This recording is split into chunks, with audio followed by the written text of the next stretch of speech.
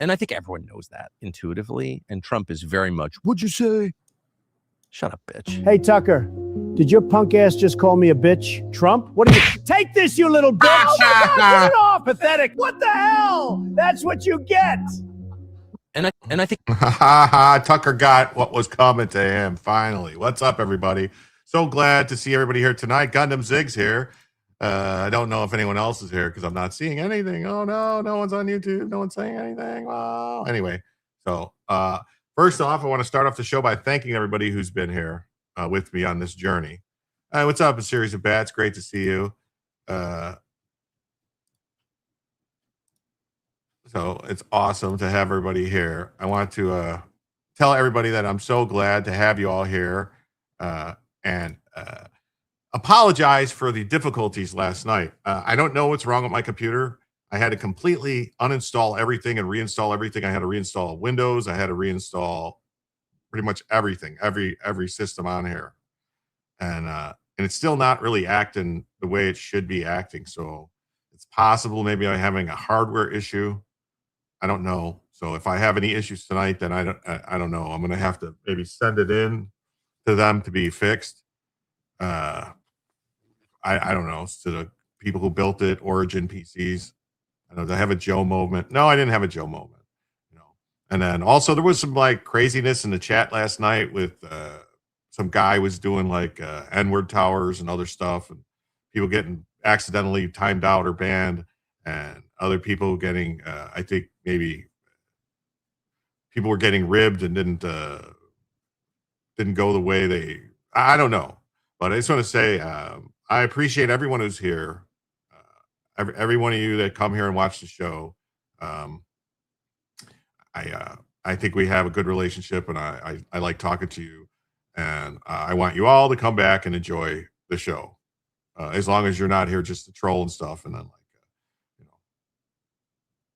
you blame CERN and a Large Hadron Collider, so that's about it. So I apologize to anybody if they had an unfortunate time last night and didn't enjoy the show. I blame it on myself. So, So, yo, what's up, Off Label? Great to see you. Raid from Robert Cavea. Well, that's awesome. That's not true. That's not true. Only the morons. Snorm. You really enjoyed the show with Rich? Well, that's awesome. Thanks a lot. So, yeah, so we're going to get right into it. Hopefully, I won't have any computer issues tonight. We're going to try to get into the news right away. Stuff happens, yes. So, stuff happens. You're too kind. No, I just, it is what it is. That's what it is. That's what it is. It is what it is.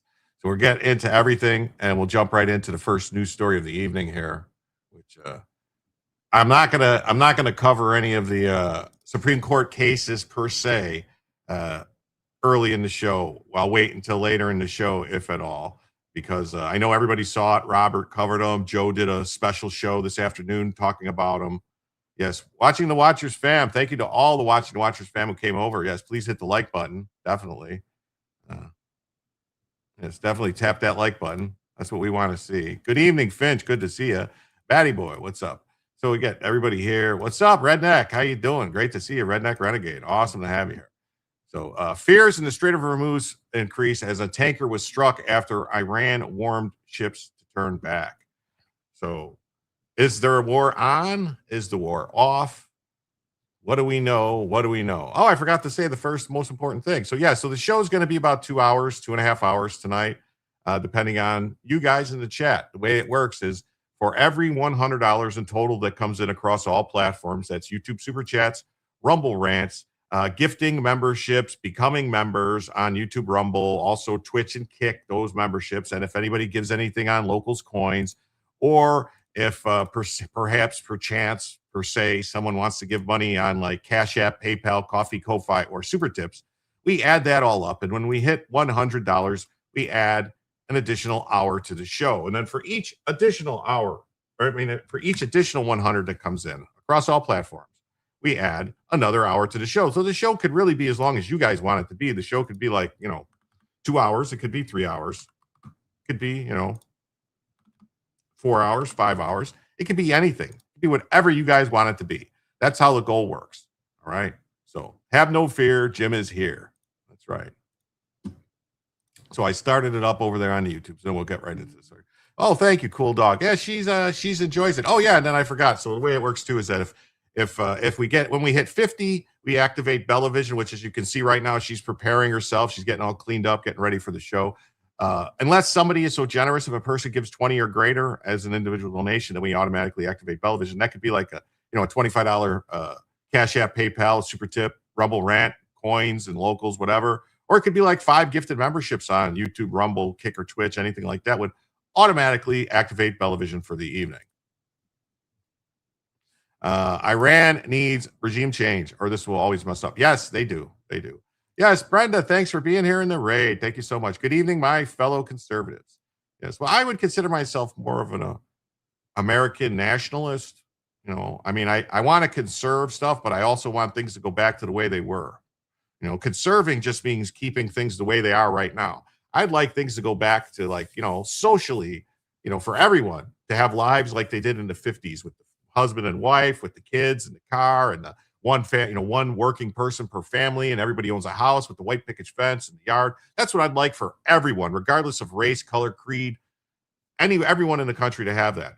Happy days, MAGA days. Alan Sparks, good to see you. Thanks for stopping by.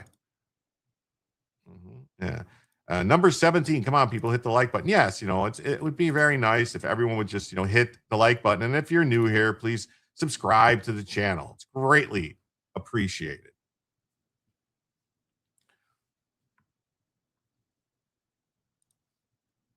So Iran attacked a Singaporean cargo vessel as it was passing through the Strait of Hormuz today. A nationalist. I love that idea. Oh, marry me, Jim. I thought you're already married. Are you trying to get me in trouble with your husband? Maybe those flying cars they promised. I don't know if we can handle flying cars. I mean, seriously, with all the stuff, the way people drive. Oh my Lord. Oof. Because that's not like a fender bender. You get into a car accident in a flying car, and buddy, drop the like and you'll be back. Sierra Mountains of California here. Oh, the Sierra Mountains are beautiful. God, I love those redwoods. Oh boy. I used to go when I was a young lad, and I would visit my family in California. We would go camping at Lake Amador. That was lots of fun. Fishing and camping at Lake Amador. Wow.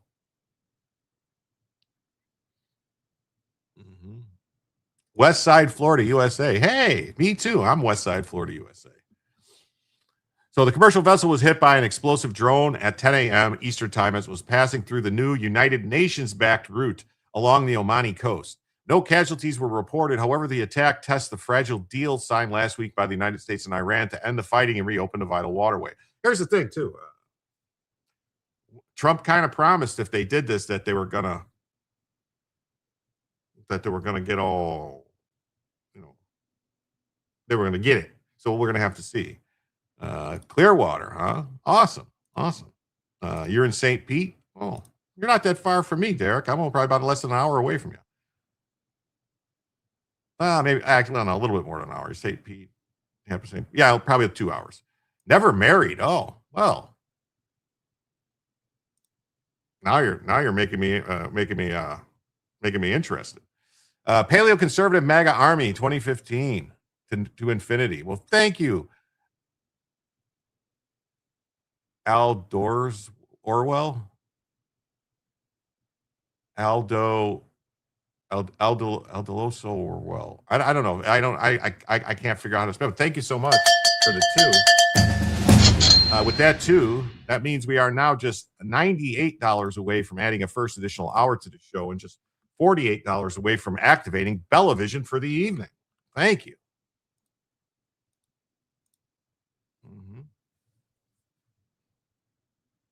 When you went to Tahoe the first time, I questioned hard why I hadn't visited earlier. Amazing. I'll tell you, one of the best steaks I ever had was at a hotel in Tahoe. And I can't even think of the name of it. It was like a casino hotel in Tahoe. Man, I can't think. The name will come back to me, but I can't think of it. It was the best steak I've ever had in my life. I don't know. I don't know. The area where the vessel was struck was right off the coast of Oman, so probably in Oman territorial waters.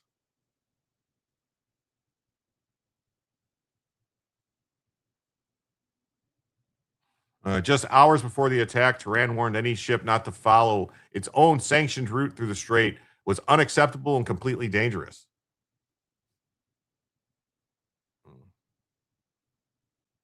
The new route devised to allow ships that have been stuck in the strait for more than 100 days was agreed upon by the U.S. and Oman on Tuesday, but the defiant regime whined that it was announced without their input.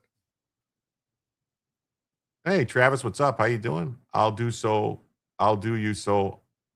or well. I'll do you so, or well. Oh, okay. Maybe. Okay, that's what it's. Harsh in Tahoe. Lima Foxtrot Golf Phonetic Alphabet. LFG. Oh, okay. Let's fucking go. All right, I got you. Duh. Without notice or coordination with the Islamic Republic of Iran, some authorities announced a new route for ship traffic.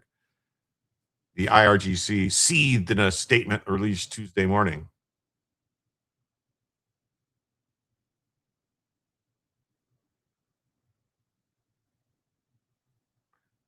It is hereby notified that that the only authorized route for passage through the strait is the one declared by the Islamic Republic of Iran.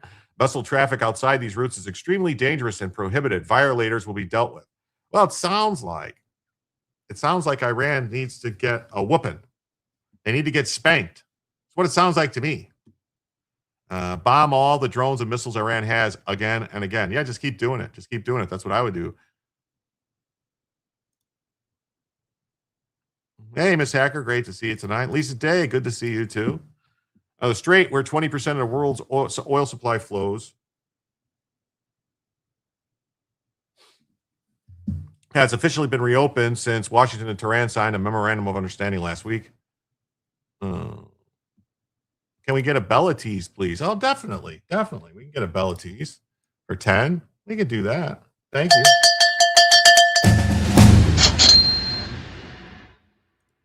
And that means now we're 88 away from adding a first additional hour to the show and 38 away from Bellavision. Thank you. Someone needs another spanking. That's what I would say. They are hankering for a spankering. That's what I say. However, daily passes remained a trickle since the deal was signed, far below the pre-war levels of about 135 per ship. Yes. About 26 ships passed through the Omani route on Wednesday compared to just 15 that followed the Iranian route the same day. So that means that 26, 36, 41 ships.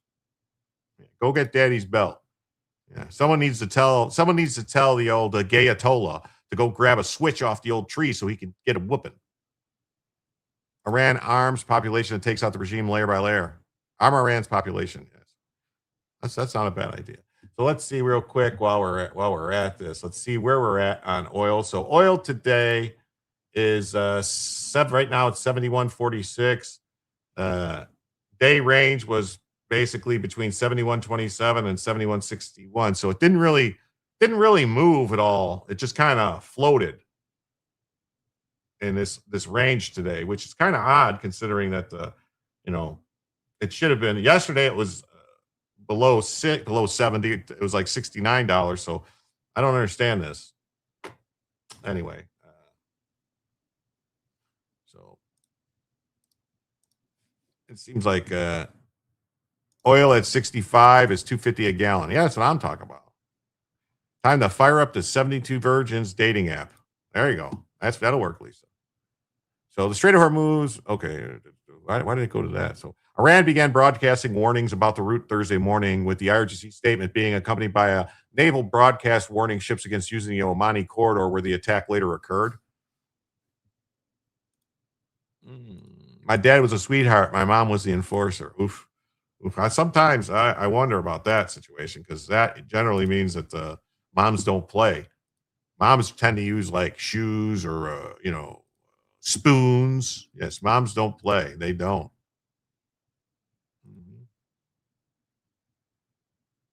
That's right. In addition to the attack on the Singaporean ship, another 4 ships were halted and turned around by Iran on Thursday after trying to follow the Omani route. The Omani route.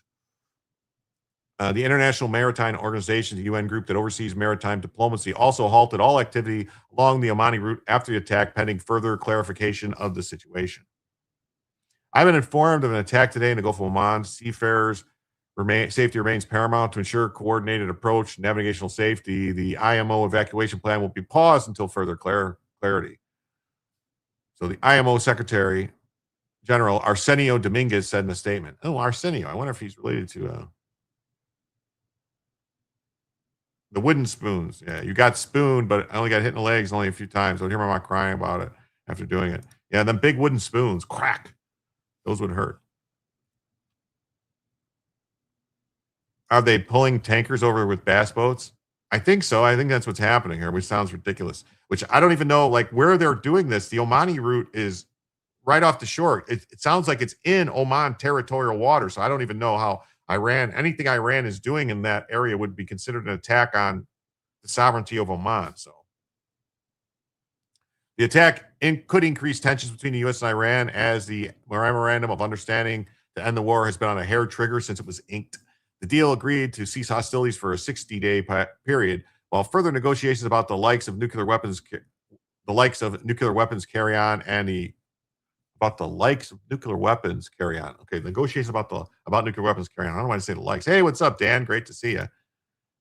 With Iran agreeing to open the strait in return for sanctions relief. Are they testing Trump? Well, I think they're testing Trump, and they're also testing to see what happens, because everyone was talking about, oh my God, the Senate and the House voted to say Trump can't attack Iran anymore to stop hostilities. So they think, Trump is being reined in. He can't do anything. I think that's what they think. They think, the U.S. government is afraid of us. Now, it was rhinos who voted with the demon rats.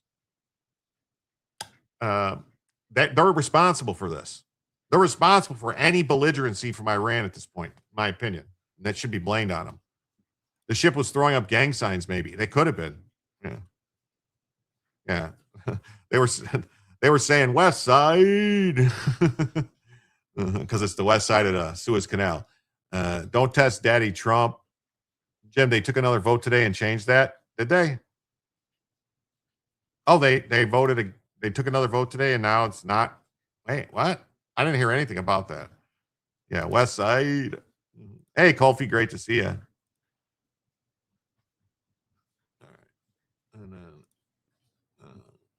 from the Strait Times says UN pauses Strait of Hormuz evacuation plan after ships report attacks. So, the cargo ship was hit close to the Oman by a projectile, the British Navy agency said. Two officials told Reuters that Iran had fired on the ship while Iran's authority, which Tehran established to manage requests for ships to travel through the strait, said vessels outside the route it has set will not be guaranteed safe passage. Yeah, but that doesn't mean you're going to shoot at them. Iran voted present. They voted at 4 a.m. and backed out of it. Really? After meeting with Trump? Iran can't afford a bass boat. They even had to make their Ayatollah out of cardboard. You thought they gavelled out last night for a 2-week recess? The next news should be Trump pounds Iran's coast hard for messing up. It should be. That should be what it is. So, President Trump warned earlier this month that if Iran didn't honor an agreement aimed at ending the war, the U.S. would probably go back to bombing the country again, which is what should happen. That's what should happen at this point. Let's be clear. You can't let them, because they're just going to keep screwing around. And now you're just looking like weak. If you don't, you look weak in the world eyes. That Iran is basically doing what it wants. Zero sympathy for the lunatic lefties. Yeah, me too. I don't have any sympathy for the lunatic lefties. None at all.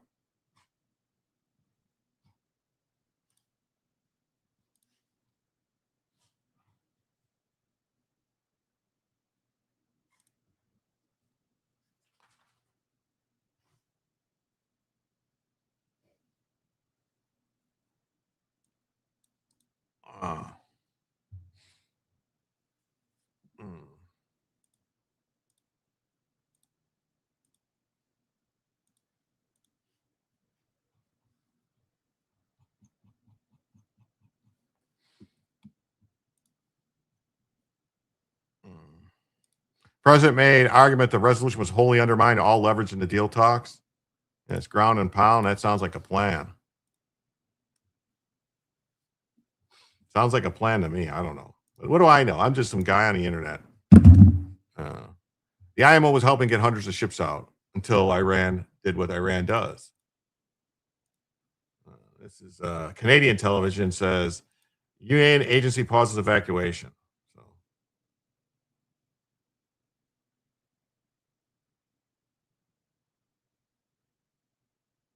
Oh, now it's saying peace talks postponed. He was one. Joining me now to talk more about the deal and the ceasefire, our retired General Tom Lawson. He served as Canada's chief. As loud as it'll go. From 2012 to 2015. We also have Dennis Horak. He was one of Canada's last representatives to Iran before we cut off diplomatic ties, and he served as the charge d'affaires from 2009 to 2012. Thank you both for being here. Mr. Horak, I want to start with you. The U.S. State Department saying that the next round of talks between Lebanon and Israel will begin next week, or will be held next week in Washington. How reassuring is that for you? It's positive that Lebanon and Israel would start talking, but the problem here is it's Hezbollah. That's the issue. And in previous talks between Israel and Lebanon, there had been efforts to try and get Hezbollah to fall in line with what the two sides had agreed to. The Lebanese government had been pushing Hezbollah to disarm, for example, to curtail its activities with little impact. Hezbollah takes its orders from Tehran, and so it's positive that there is talking, but I'm not sure how effective it's going to be in terms longer term establishing a ceasefire between the two parties. Yeah, and General Lawson, there is a temporary ceasefire right now, and that is crucial for any talks to move forward. But considering how fragile things are right now, do you have any faith that it's going to hold? No, I don't think so. I think that there's enormous motivation for Hezbollah to attack the Israelis and draw them in, which would then trigger Iran to shut down the strait, fire on ships, maybe even fire on neighbors. The whole idea being that this would put room between the United States and Israel. I think Iran has been acting far more strategically than the United States in this case. And it would be a tremendous win to break the alliance. He's not doing a show tonight. He never told me he wasn't doing a show tonight. That's kind of rude that he never told me. Huh. Reroute all the oil and end the Iran problem. It's not a bad. Who to trust for news? You never know who to trust. Hey, howdy, how you doing, Shadowings? Found you via Good Logic Thursdays. Hey, Bella. See you all later at Joe's. Oh, I don't know. Someone's saying he's not having a show tonight. But thanks for being here. Your dog Leroy says he thinks Bella's cute. I told him to simmer down or he's going to see a cold shower in the near future. Well, thank you. Thank you. Look back at the news since 2020. Fox was damn close to the truth. All the other were lies and complicit. Yeah, now Fox, though, man. Honestly, now Fox, I don't know about, man. I really don't. Joe's going out with his wife for his birthday. Well, he never even told me it was his birthday. I guess he's not really that good of a friend of mine. I don't know. Or I'm not that good of a friend of his. They didn't even tell me. Alliance, a very strong alliance between Israel and the United States. They've already got it on bumpy roads right now. I think to close down the strait again and put into threat everything that President Trump is heralding would be a very big win. Mr. Horak, picking up on that, given the actions of Israel in the last 24 hours and what we've heard from U.S. President Donald Trump, where do you think the state of his relationship with Israel Prime Minister Benjamin Netanyahu is right now? It's a difficult position for Israel, certainly at this point. They're sort of put themselves in large measure in between a rock and a hard place. On the one hand, they do want to stop attacks into northern Israel, but they've moved into southern Lebanon, which creates greater incentive, if you will, for Hezbollah to reestablish its position within Lebanese society as the defender of Lebanon. Israel will feel the need at certain points to respond. The U.S. does not want that to happen, so it's going to put extra pressure. And as Tom was saying, that for the Iranians and for Hezbollah, there's every incentive to bring this forward to launch again, because it does put pressure on the relationship. Oh, definitely, definitely. Joe probably just forgot he's older now. I've been telling him he needs to eat more eggs, man. It's the more eggs you eat, if you eat eggs more than 3 times a week, they say it increases your chance to not have Alzheimer's by like 30 to 40%. Like it's a drastic increase. If you eat eggs every day, they say your name's Jim. If we know, I think we know Iran's playing games, trying to provoke further conflict, trying to find out. It's definitely, got to watch the show. Okay. Good Logic had an afternoon show. He won't be having a nighttime show. Yeah, your dog's going to get a cold shower. Emily. He said it right at the end of the early SCOTUS coverage this morning. Oh, okay. Hey, what's up? How you doing, bud? Great to see you. Thanks for being back.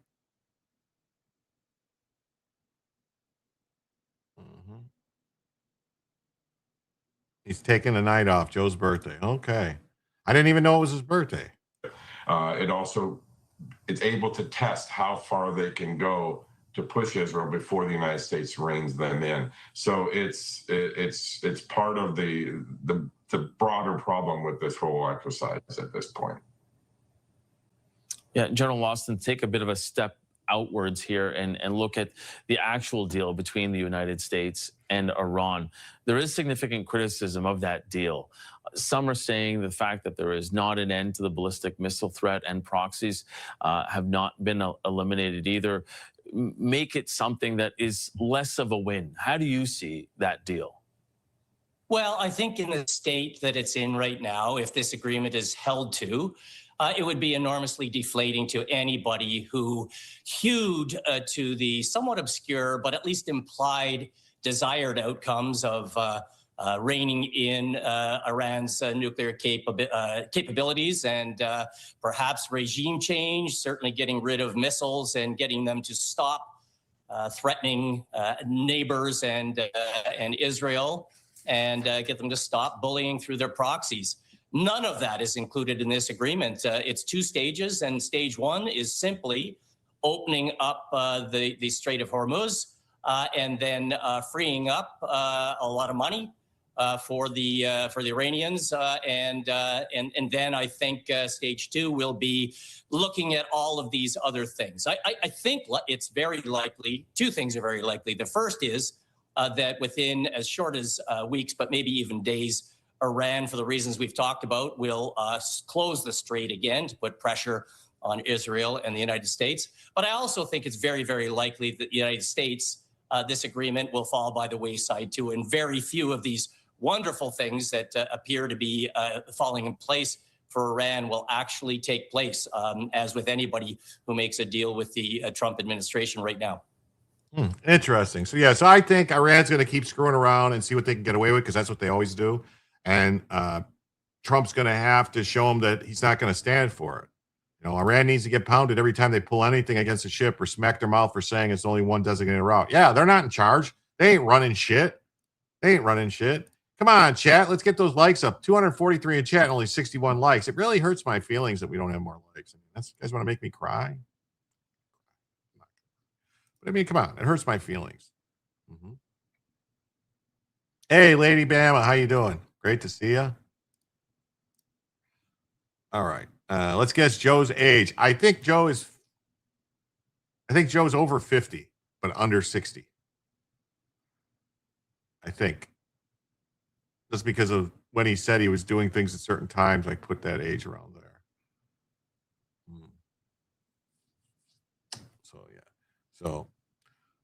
So we'll see. United Nations agreed to pause the evacuations. It's unclear who launched the projectile. It's unclear who launched the projectile. Really, it's unclear who launched the projectile or the type of vessel that was targeted. It was a Singapore cargo ship. We already said it. What are you guys talking about? Hey, look, we got another 2 from Rob. 10 3 3100. What's up? Thank you. Thank you for the 2. That means we are now 86 away from a first hour and 36 away from Bellavision. Thank you so much, Rob. He mentioned being born in the 70s, so well, yeah, he could have been born in like 71 or 1970 or 73. I don't know. I know I think he's older than 50. I know he's got to be older than 50. He's got to be. I personally think he's older than me. Just saying. Oh, be well, y'all. Smash burger cooking. Oh, man, you're trying to make me hungry. Yeah, what kind of viewers don't hit the like button? The thumbs up, man.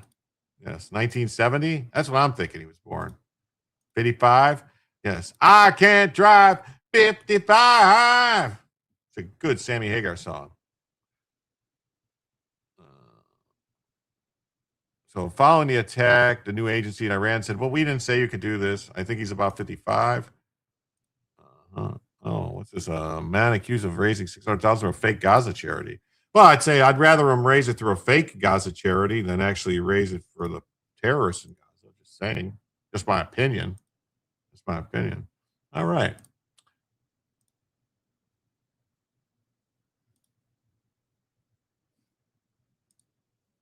Okay. All right. On to the next news.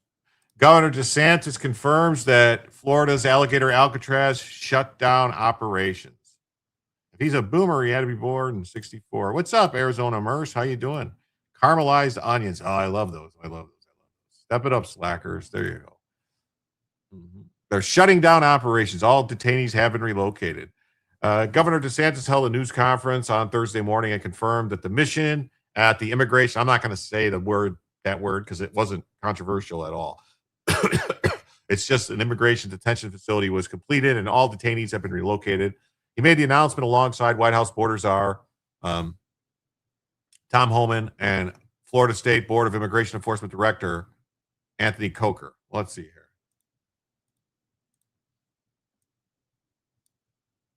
And we are following more breaking news regarding the future of Alligator Alcatraz. Federal and Florida officials say Alligator Alcatraz is shutting down operations. Governor Ron DeSantis is speaking there right now. He just announced its mission has been completed. We wanted to make it so that you would be able to have this be temporary. Hopefully they'd be here as small amount of time as possible. Alligator Alcatraz fulfilled the role that it was designed to serve. Today, it now has 0 detainees. It has helped remove many, many dangerous people from the street. Awesome. It'd be nice if we had the entire news conference.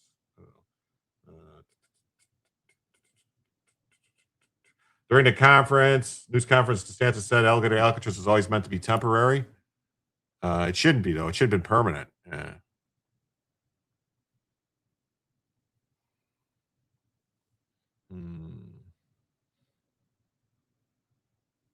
Earlier this week, CBS News Miami's reporter said that vendors hired by the state to operate were notified that they were begin full demobilization of the facility, bringing a close to the $1.2 billion experiment that had once been hailed by DeSantis and President Trump as a model for other states to follow.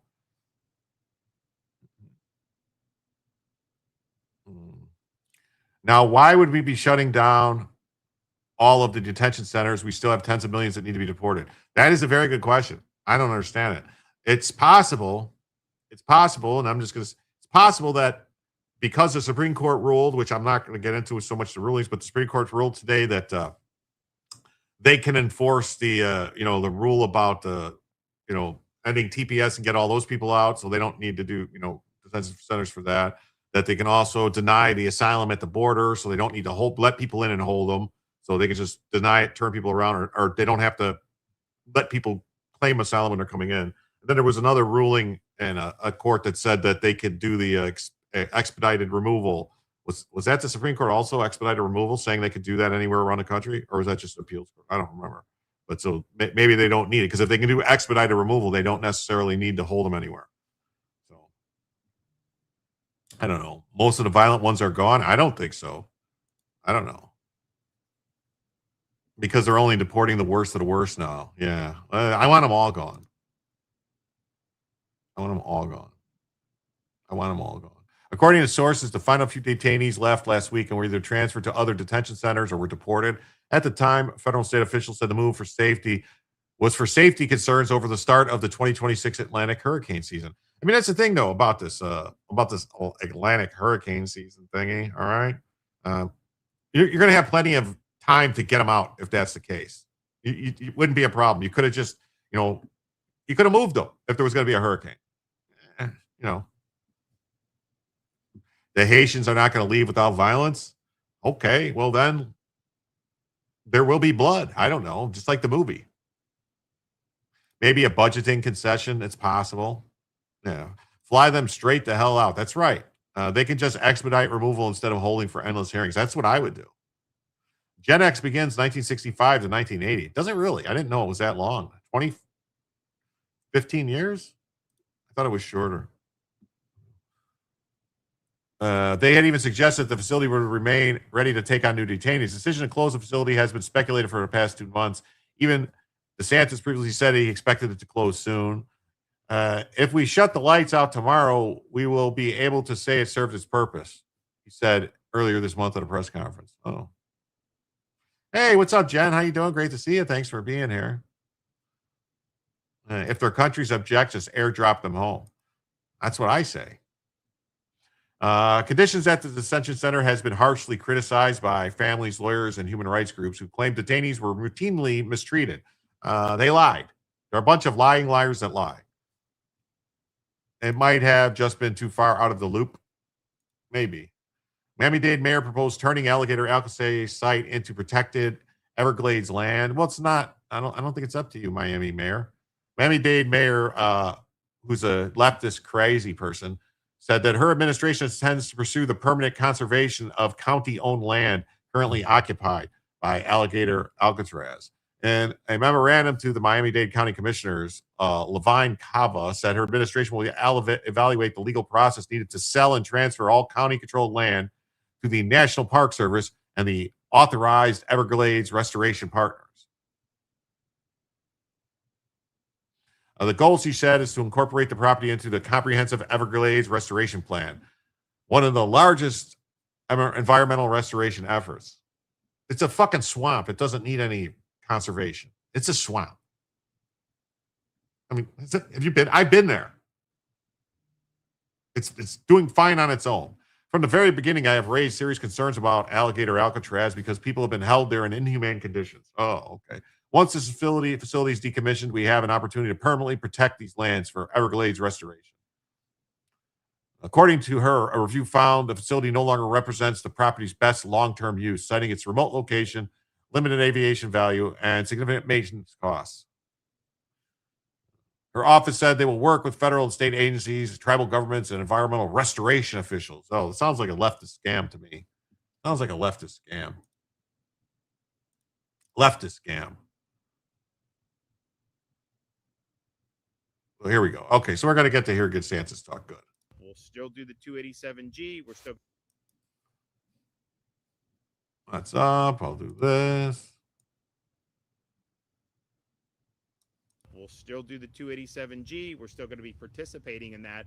But in terms of us managing this facility, to the minute that that's no longer needed, then we obviously would break down to the facility. And so Alligator Alcatraz fulfilled the role that it was designed to serve. Today, it now has 0 detainees. It has helped remove many, many dangerous people from the street and get them out of not only the state of Florida, but the United States of America. The detainees that were here are still in federal custody. The demobilization efforts here at this facility are underway. We stood this up. We surged critical resources. We built critical infrastructure. We were able to manage very complex operations, and we were able to efficiently execute the mission when called upon. There's no question that this mission has made the state of Florida safer.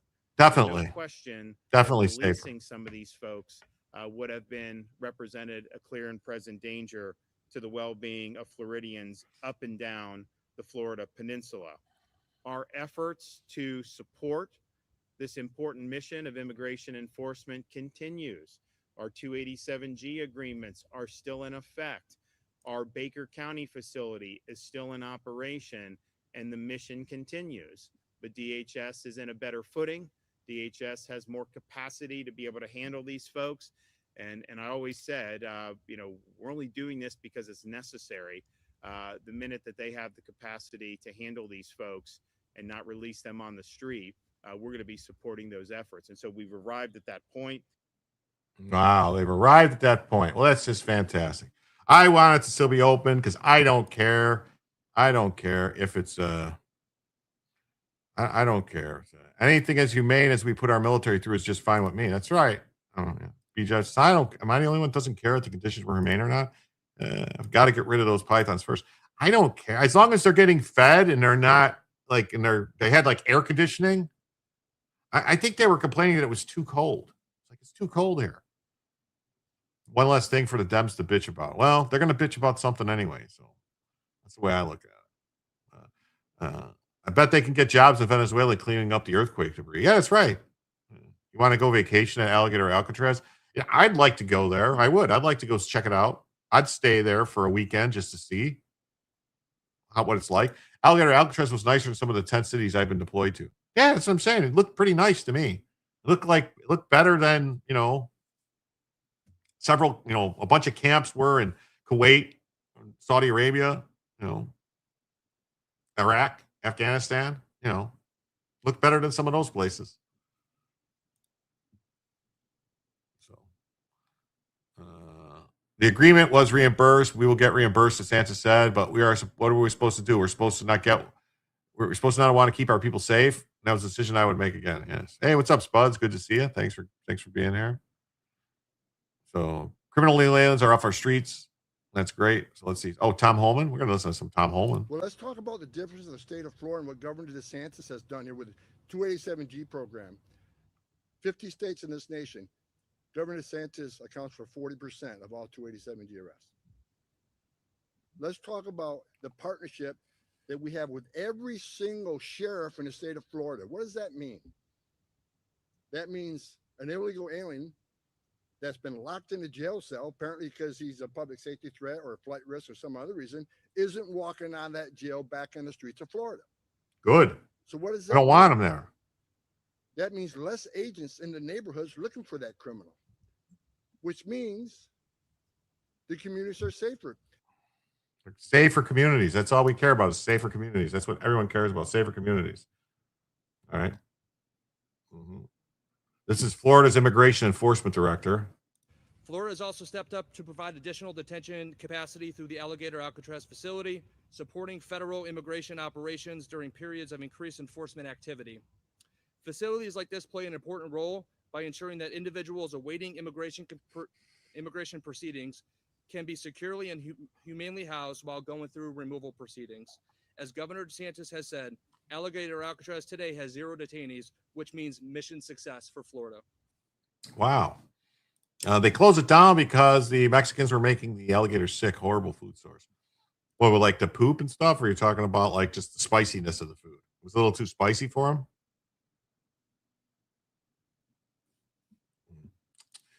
Probably they probably ran out of Tums. So DeSantis applauded the 6-3 decision handed down on Thursday regarding TPS. Temporary should mean temporary. That's the way the law was written. When the condition in that country gets better, they need to go home. When the federal government now possessing expanded detention capacity, state officials confirmed that the site's temporary infrastructure will be broken down. That's right. That's right. All right. Then we got this. Watch, Brandon Gill destroys a liberal anti-hunger advocate during SNAP abuse hearing, leaves her spinning after asking if SNAP should be spent on sugary sodas.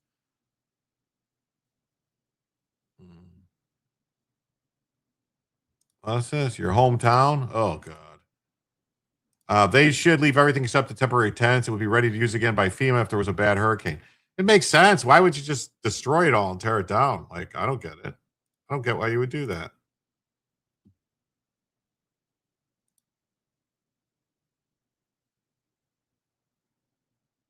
Oh, my God. Go. Oh, of course. This cocksucker. His name is Cox, by the way. We're going to get to him in a second. So here's Brandon Gill and this person. Yeah. Like, so Gill on Thursday eviscerated the Democrat witness at the Doe's subcommittee hearing. During the oversight hearing, he kept asking about about should SNAP be spent on sodas. So let's see here. Is it going to show the clip? Show the clip. All right, here we go. Thank you, Mr. Chair, for holding this hearing and for your intense and steadfast work on combating waste, fraud, and abuse. We certainly appreciate it. I know taxpayers appreciate it. And thank you to the witnesses for taking the time to be here. Ms. Platanino, did I pronounce that correctly? Platanino? Okay, Platanino. Got a couple questions for you. Should SNAP dollars be spent on sodas? The purpose of the SNAPs program is to provide families to have food and beverages. Should it be spent on sugary sodas? I am happy to talk about hunger and nutrition, but not dictate what Americans should or should not eat or may have access to. I'm asking if tax dollars should be used to pay for sodas. Taxpayers' money should be utilized to ensure that individuals have access to the food that they need to survive or may be accessible to them. Do they need sugary sodas to survive? Some of them do, who do have low blood issues, who may Is that have right? COVID, or who have kidney issues. You think they Yes, need Coca-Cola to survive? Do you think that's the most appropriate use of our tax dollars? I am not a physician, but medical records and expertise. You were do just show that in citing some the circumstances health they do. needs, apparently, of the American people. So do the American people need Coca-Cola to survive? I did not say that. I said then. I'm asking you. I'm giving you the opportunity to say yes or no. I will not answer for individuals and their choices. Yes. Yes. The S in SNAP stands for supplemental and the N stands for nutritional. There is no nutrition in soda. There really isn't. All right. I'm just saying there is no nutrition. I mean, people like it. I'm not saying don't drink. I'm just saying like everything in moderation. But part of the reason we have an obesity epidemic is because too many people are eating and drinking basically empty calories like sodas, sugary drinks, and other sugary stuff, and fast foods and stuff that they add sugar in everything. Do you ever realize how much sugar is in ketchup? Like, wow, the amount of sugar, and not so much sugar, but high fructose corn syrup. Like, I don't think we should be subsidizing high fructose corn syrup for anyone. I don't think we should be eating high fructose corn syrup. How's that? I think it should be banned. Personally, high fructose corn syrup, ban it. Go back to sugar, cane sugar. I need a 5-pound bag of sugar to survive every day. Ooh, that's rough. That's a lot of sugar. That's what you call having a sweet tooth. Smash that like and follow and repost it. There you go. Oops, I'm drinking a Coke Zero, but I paid for it out of my own pocket. See, there's nothing wrong. I'm saying there's nothing wrong with it. I'm just saying, but as taxpayers, seriously, should we be paying for people to get soda, which is going to, like, percentage-wise now, the people that are using SNAP benefits to buy sodas are probably the same people that we're going to be paying for their health care later on in life, Medicaid, Medicare, stuff like that. So I don't know, really. I don't know. Alpha Label's got to run. Almost time for a real pre-gaming on Crumble. Okay, there you go. Thanks. Have a good day. Thanks for stopping by. If you're still running, if you're still going when I end, I'll definitely raid you. Oh yeah. So, and like things, you guys should eat things that are better for you. And something that's much better for you is protein. You can never go wrong with some protein. That's why I recommend personally that you check out King of Biltong, Anton, at www.biltongusa.com. All right. If you use promo code JIM at checkout, you'll get 10% off your order. All right. It's all 100% American made Angus and Wagyu beef. All right.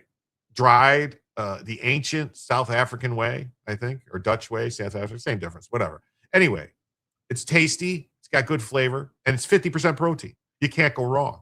All right. And if you like it spicy, if you like a little heat, you can get the peri peri. If you like a lot of heat, you can get the Reaper, the Ghost. Yeah. That'll burn you going in and out. But anyway, they also have a bunch of other gifts and snacks and stuff you can get there. Cakes, candies, cookies, you name it. But go on over to www.biltongusa.com and use promo code JIM to get yourself some meat. Those 8-ounce bags do make excellent gifts. Mustard is better. I like mustard.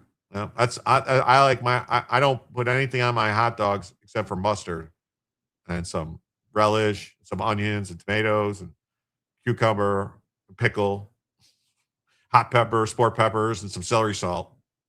So a Chicago dog. That's the way. But never ketchup on a hot dog. Never, never, never, never, never. No ketchup on smash burgers. It's unanimous. Yeah, no. No, really, a really good hamburger or smash burger, if the meat is good meat and it's cooked right, you don't need anything on it. Just maybe some cheese. That's it. That's all. It tastes great.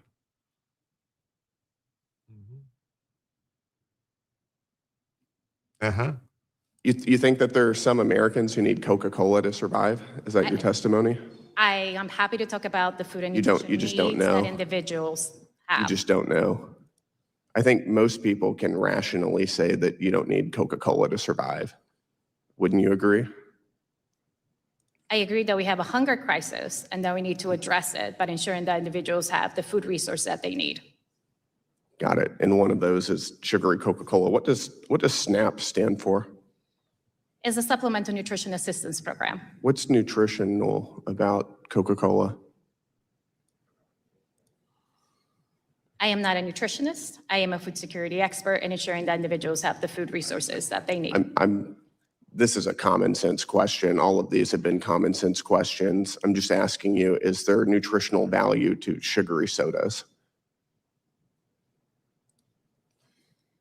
It's a yes or no question. I am not an expert. I would have to look at the dietary guidelines. You're not an expert. I don't think that there's nutritional value to sugary sodas. I think most people in this room would agree with that assessment. But you have no opinion? I'm here to talk about the food needs and the hunger crisis that individuals here in America are Are you facing. that ideologically dug in that you want our tax dollars paying for sugary sodas, that you will not, in a straightforward way, admit that sugary sodas are not healthful for the American people?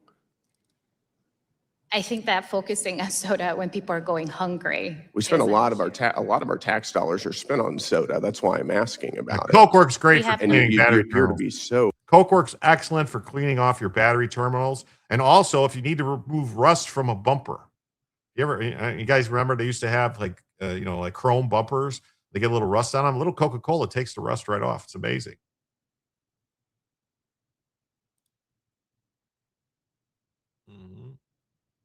He set her up to look like a dumb bowling pin. Yeah. Set her up, strike her down. Yes. Ketchup is too good for you all damn commies. No, listen. Ketchup is, it does have, It does have a lot of Heinz ketchup has a lot of corn syrup in it. A lot of corn syrup. A lot. That's all I'm saying. I like it, but it has a lot. It has a real lot. Real lot. Ideologically dug in that you won't answer a simple question that's not an appropriate use of our tax dollars, and that does not, in fact, make the American people more healthy. I won't answer because there's no data sort of proving that. Do you need data to determine whether drinking soda is healthy? I think I'm sorry, it's a serious question. Is there some, do you believe that perhaps drinking sodas every day is healthy? The worst health outcome is hunger. When the individuals don't have the resources. Do you satiate hunger with Coca-Cola? I did not say that. But you said that the worst health outcome is hunger, and I'm asking you about sugary sodas. And I'm focusing on the nutrition needs and making sure that children have the resources. No Is your nutrition. organization funded by soft drink makers?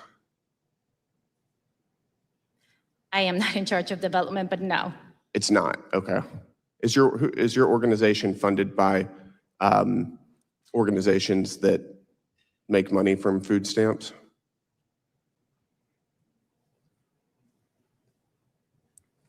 Did she organizations? Did she like glitch out there? Did you see that? Is your organization funded by groups that make money on food stamps? She's like, I don't know. Hey, look at this. We got a 10 from Brian. He's like Batman. Thank you so much, Brian. That means, folks, we're now just 76 away from adding a first hour and 26 away from Bellavision. Thank you so much. All the generous donations tonight. Not bought ketchup with high fructose corn syrup in over 5 years, and y'all still commies. Well, that's fine. I'm just saying. Mm-hmm. You need something to break your Mountain Dew addiction? Okay. All right. She's buffering. Yeah, she's glitching out. Like, it's crazy. Hey, Doc, what's up, buddy? Good to see you. Let's see here. There was something. Does Coke pay her? I'm not sure. If people would stop eating sugar, they would reverse diabetes, like I said. That's what I think so. Like, a lot of it is that. You know, you don't need Coke. You want a Coke. That's right.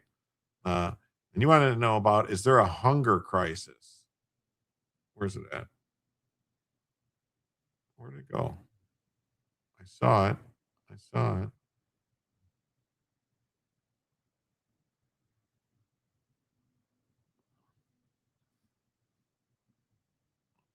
Hold on.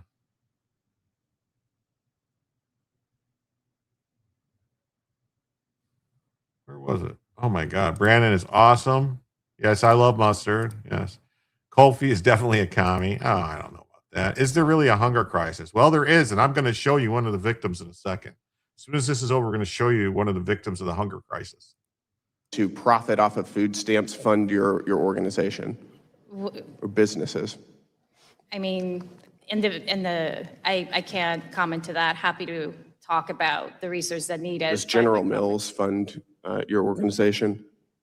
I don't have access to that information. I do. It's right here. They do fund your organization. Hey, what's up, Anton? Great to see you, Anton. Retailers are the major beneficiaries. Do you think that that's a conflict of interest? That's where EBT dollars are utilized. Yes, and they're profiting off of your advocacy. Do you think that that's a conflict of interest?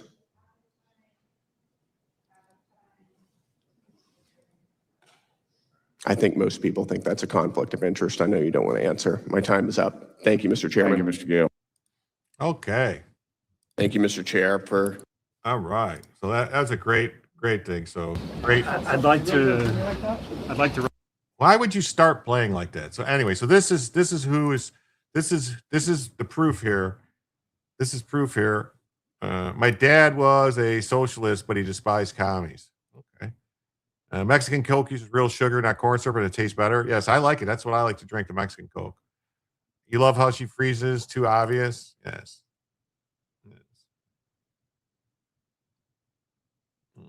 Hey, King of Biltong. Yeah, everybody. You missed your ad. I did it right before you got here. So this is the proof that we're having a food crisis. It's really bad. Danielle Grant is starving. Did you hear that? She's starving. Danielle Grant is starving. This woman is starving. Can't you see? She's starving. It's really bad. Danielle Grant is starving. I'm trying to see if I can get some food because we literally don't have anything to eat today or tomorrow. So we're going to try to make ends meet, and we can. Desperate for food, nowhere to go. Grant is. Yeah. It's really bad. Danielle Grant is starving. Yes, she is starving. Danielle Grant is starving. All right. And so you didn't think you can hate rhinos enough? Well, you can. You can hate them more. All right.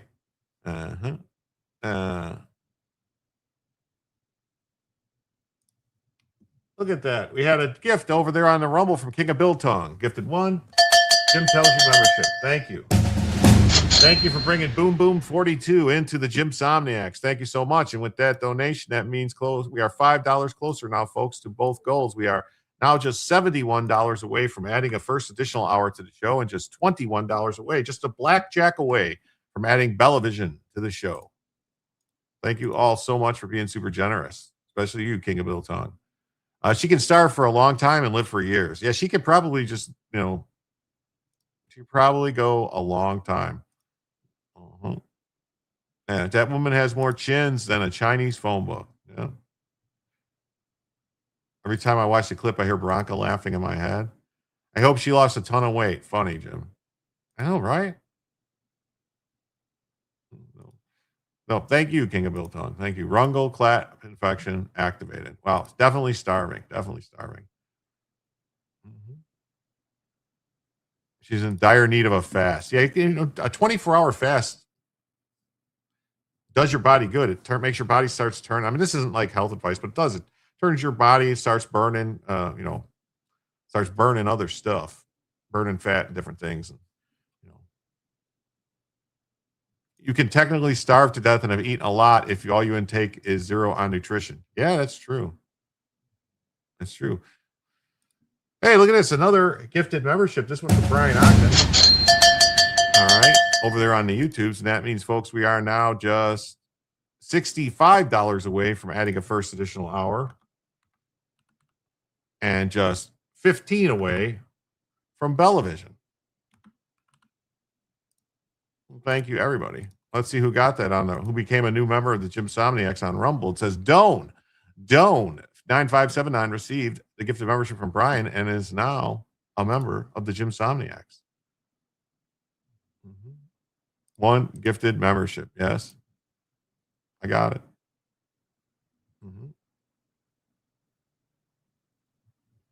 Thank you so much. So this rhino governor, red state governor, his name is Spencer Cox. He's a definite cock. Oh, thank you, Wrench Turner. Thank you, Wrench Turner. We got another gifted membership from Wrench Turner. Thank you. That means, folks, that we are now $59 away from adding a first additional hour and just $9 away from Bellavision. Wow. Thank you, Wrench Turner. And then we had another one come in from American Dreamer. Thank you, American Dreamer. With that means we are now just $53 away from adding a first additional hour. And now we are just $3 away from Bellavision. Just $3. It's $3 away from Bellavision. I'm going to save that. I'm going to do this. And you know what I'm going to do? I'm going to see who got the memberships. It says that Wrench Turner's went to Happy Florida Girl. So Happy Florida Girl's now a member of the JimSomniacs, thanks to Wrench Turner. And Wrench Turner received a gifted membership from American Dreamer. Wow, look how that works. Congratulations, Wrench Turner, and thank you for the membership to Wrench Turner and American Dreamer. And then Brian Ogden with the 5, he just wants that to be, just wants her to be Bellavision. He says, "Here's the 5." Thank you, Brian Ogden. Oh well, thank you, King of Biltong. Thanks for stopping by. You need to bail. Cheers, everyone. Have an awesome evening. You too, buddy. Thanks for being here, and thanks for the 5. For the gifted membership. and your awesome Biltong. So that means, folks, we have now activated Bellavision, and we are now just $48 away from adding a first additional hour to the show. Well, that's awesome, the way that works. Everybody stepped up and donated, and now we're that much closer to adding an hour to the show. Hey, Doan says, glad to be green. Well, thanks, Doan. With that 5 now, we are that much closer. We are now just $43 away from adding a first additional hour to the show. Thank you. Bella is resting so peacefully. Yes. That's because she doesn't get any sugar. Yeah, so. Utah Governor Spencer Cox said that he's a temporary statewide restriction on fireworks for the upcoming 4th of July holiday. That's right. The 250th anniversary of this country, and this clown is saying that you can't have fireworks, citing historic extraordinary wildfire conditions. Cox, a Republican, signed an executive order declaring a state of emergency, temporarily suspending a state law to allow state foresters to ban the discharge of fireworks within municipal boundaries. Yes. What a Scrooge. You ain't kidding. Like, municipal boundaries, not in the wilderness. You're talking about like on people's streets and stuff. This is just some bullshit I hate America shit. This guy's a scumbag. He's a wolf in sheep's clothing. He's a phony. He's the one that's allowing all this crap to happen in the state that's going on.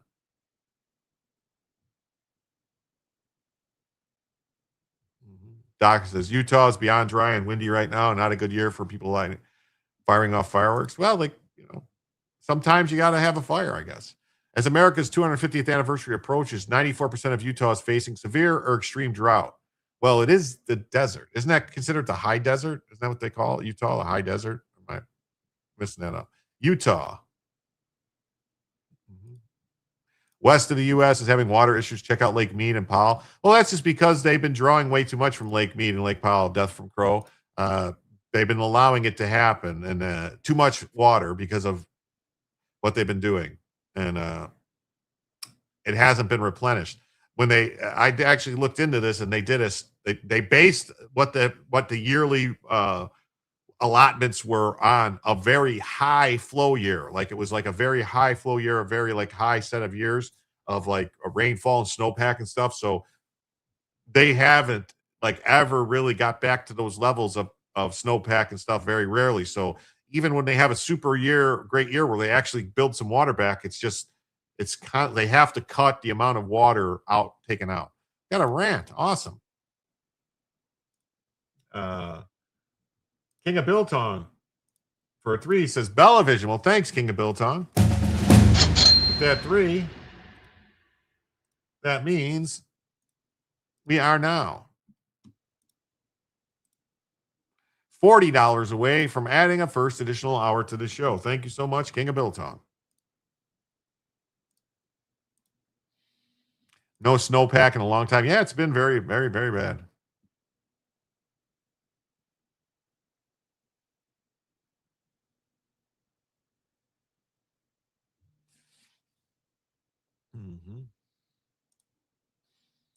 Utah, here's the reality. 3 years ago, we had 900 inches of snow in the mountains. This year, we had next to nothing. Exceptionally dry. Too early in the year, we have 2 big fires already.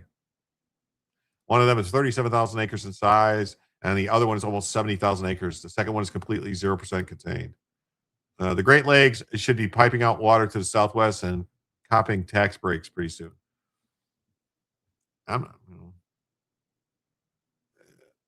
Something, I mean, they could be taking water out of the Mississippi River if they wanted to, too, and pumping it out. I mean, you can understand the ban on fireworks. I can understand it. I just like to complain about it because it's the 4th of July. It's a special occasion. Dang. The state's already seen 354 wildfires this season. While the mandate snuffs out some holiday excitement, it offers a potential compromise for residents wanting to celebrate. Local municipal leaders working alongside their flyer chiefs are granting the authority to designate specific safe areas where fireworks will still be permitted. You want to know where those safe areas are going to be? They're going to be wherever the municipalities and states want to blow them off. That's where they're going to be. It's Could be wherever they decide. Oh, I got a $5 on the Cash App from Jules. Thank you, Jules. Thank you for the 5, Jules. Thank you. That means we're now 35 away, folks, from adding a first additional hour to the show. Thank you all so much. Super generous. Super generous. Thank you so much. Water is just a Virgin Martini. I never touch the stuff. Ah, yes. Michigan sits on a massive aquifer.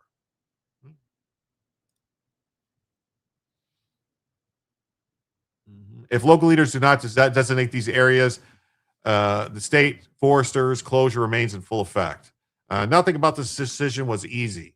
Utahs typically enjoy celebrating with pyrotechnics, but this year is different. We are seeing fire behavior that even our most experienced firefighters say they've never witnessed before. Statement posted to X. Our goal is to make sure our neighborhoods and communities are still standing on July 5th.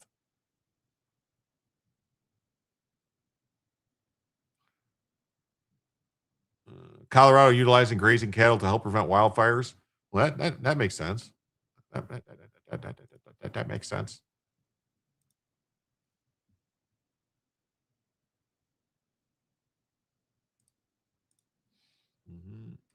You're not wrong, though. Cox is a dick, and these guys never waste a good emergency. No, I know. I just always think they're, especially with him.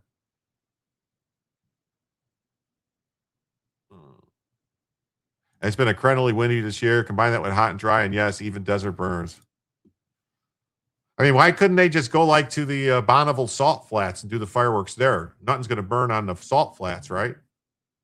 Wouldn't that make sense? Or am I wrong? Explain to me if I'm wrong about the Bonneville Salt Flats. I bet most liberals don't celebrate July 4th. They won't this year. They'll do it as they'll probably go out and start fires to do it. Here in Kansas, the cities and towns have fireworks shows. Utah State Forester Jamie Barnes warned that the prolonged drought, critically dry vegetation, and extreme weather are causing blaze to spread faster and farther and in ways that defy historical expectations. Why do you need explosives? Because it's America and it's tradition. And believe it or not, they are protected by the Second Amendment because they could be considered arms, explosives. Just saying.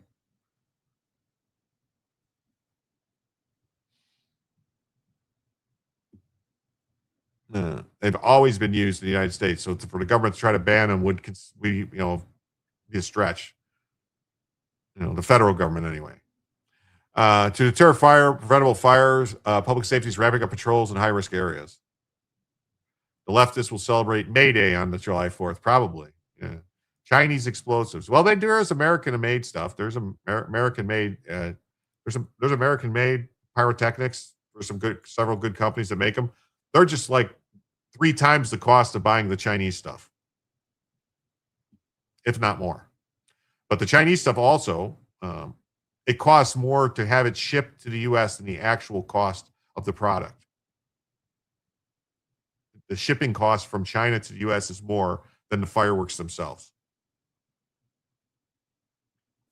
So state officials plan to reevaluate the danger after Independence Day weekend to determine if similar restrictions will be necessary for the state's Pioneer Day holiday. Respondents are urged to check local restrictions. Cox's office did not immediately respond to Fox News' digital request for comment. Trump said the biggest fireworks ever on the 4th. There's 0% chance that people will obey this nonsense. I'm sure they'll be out and force it too. A couple times I've lived in some towns where they were like really dirtbags about it, and they would come and bother you in Illinois, because technically in Illinois, anything that goes off the ground is illegal, fireworks wise. Did you know that the people making the fireworks in China make about 30 cents an hour? I know they don't make very much,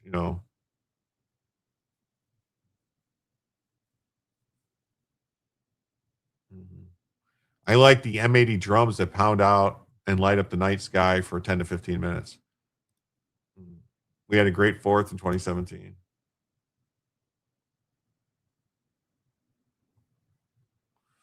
So Baltimore Orioles tap a drag queen as a guest splasher in a kid-friendly bird bath zone for Pride Night. Yes, you heard that right. They put a drag queen in with the kids to splash them. Fireworks over Tehran would be nice. Yes, we should get fireworks over Tehran. That would be awesome. That would be awesome to have fireworks over Tehran.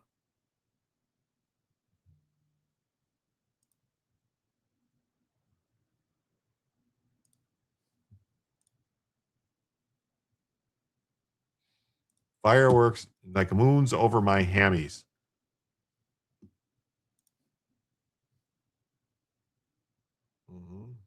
So here's a player, an MLB player, talking about how the Giants were attacking them for putting Bible verses on their baseball caps.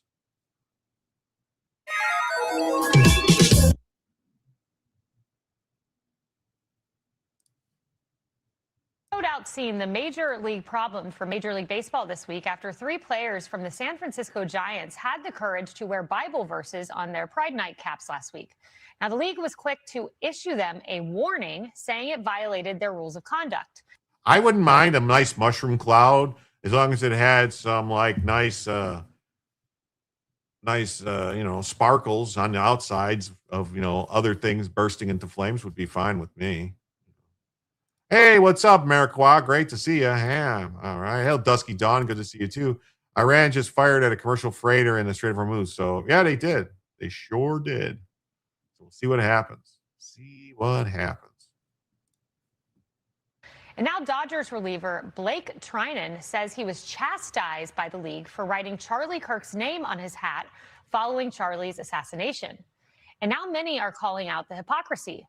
Of course, the league didn't care when a bunch of drag queens dressed up as nuns and went around during Dodger Stadium, and that was during a Pride Night, I believe, as well.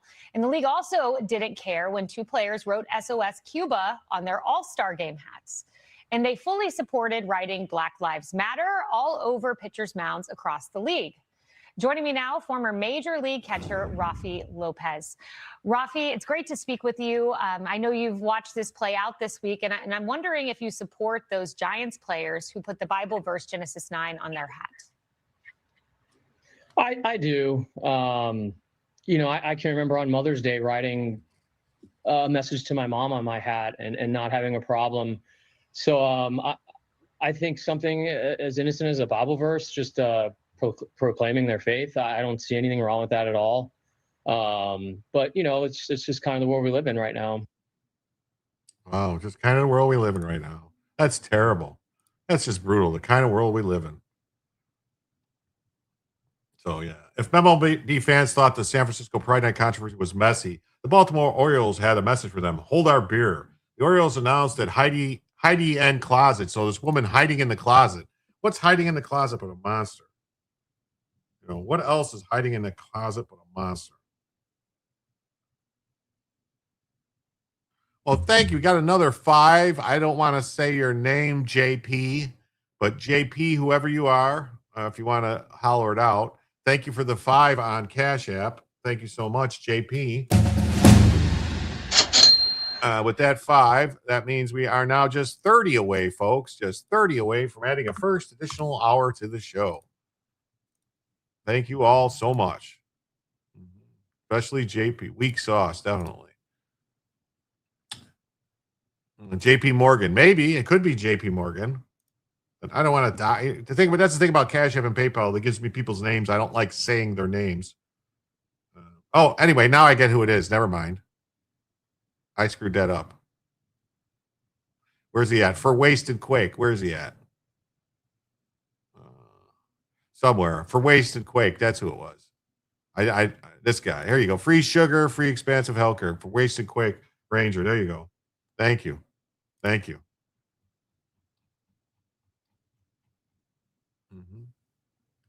It were me. Thank you so much. Thank you so much. The MLB is gay. Yes, it is. Seattle hosted a World Cup, has designated Iran for Egypt for their Pride celebrations. I know. That's great, isn't it? Isn't that just fantastic? So, yeah. Heidi N. Closet, a drag queen best known for RuPaul's Drag Race, will serve as the guest splasher at the Tower Federal Credit Union bird bath during the bottom of the second inning for Pride Night. Yep, taking money from the people trying to control us. That's what I'm doing. Yes, a drag queen as a guest splasher at a Major League Baseball game. The bird bath is Orioles' popular splash zone in left field, where fans get sprayed with water by Mr. Splash after extra base hits. The team tells fans in Section 84 and 86 to be alert and ready at all times because Mr. Splash might be sending water your way. Let's say my name, say my name, say my name. When no one is around, you say, baby, I love you. To be clear, the bird bath isn't exclusively for children. Oh, okay. Fans of all ages can buy tickets there. Mr. Splash has become one of the more recognizable attractions at Camden Yachts. Camden Yachts. Mm-hmm. Hey, we just got another 5 on the PayPal from Brenda. Thank you, Brenda Ty, for the 5 on PayPal. That means now we are just $25 away. Just $25 away from adding a first additional hour to the show. Thank you so much. Wow. Mm-hmm. It's a song. No, I know it's a song. I know it's a song. And another 5 says Mama Pillow from Brian Ogden. Well, thank you. Mama Pillow, Brian Ogden, whatever. So that means now we're just 20 away, folks. Just 20 away from adding a first additional hour to the show. Thank you so much, everybody. Mm-hmm.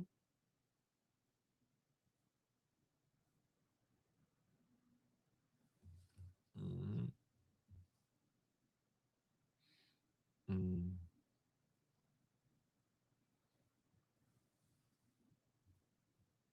Thank you, everybody. When did drag queens stop being adult entertainment? I don't know. They always were, as far as I knew. You know, it's a water splash attraction at a baseball game. Kids like being splashed by water. Kids play silly ballpark gimmicks. Pretty easy math to do. Mm-hmm. The section also sits directly next to Orioles' Under Armour Kids Home Run Porch, which the team markets as the ultimate game day destination for kids and their families. The area covers sections 76 to 82. Kids must be 12 and under and accompanied by an adult. So technically, the Orioles aren't putting drag queens in the kids section, technically. They're putting a drag queen in one of the ballpark's biggest kid-friendly attractions right next to the actual kids-only home run porch during Pride Night. What do drag queens have to do with baseball? Absolutely nothing. Absolutely nothing. This is not satire. I'm frankly indifferent on most of these political topics, but this isn't a splash zone area for kids. Like this is kind of weird even for a centrist or even being left-leaning folks, right? Let's bring back family values instead of drag queens. That's right. That's right. One user sarcastically asked whether children would even be allowed at Friday's game, suggesting a drag queen is adults-only entertainment. Another user declared that the Orioles are about to have their Budweiser moment. This is nothing more than activism, all the while ignoring the fact that preferential treatment is always divisive. Mm-hmm. And it's just a predictable problem for the Orioles, or how do they pronounce it? Orioles. This isn't some impossible to see coming controversy. Some MLB team hold Pride Nights every year, and that's not new. The Orioles are giving away Pride Night jerseys to 15,000 fans for the game. Oh, they're giving away 15,000 Pride Night jerseys. It's not like they're promoting it or nothing, right? My question is, when did drag queens start being entertainment?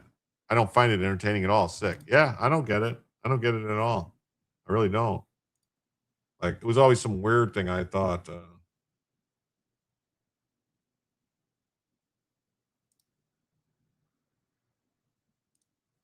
Always thought it was some weird thing that was done to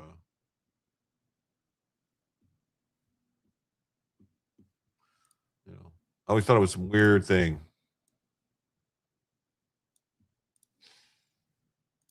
So that's the team's choice, but choosing a drag queen to lead the bird bath, a fan attraction built around spraying water on people, adds a layer that makes the Orioles unique among MLB teams.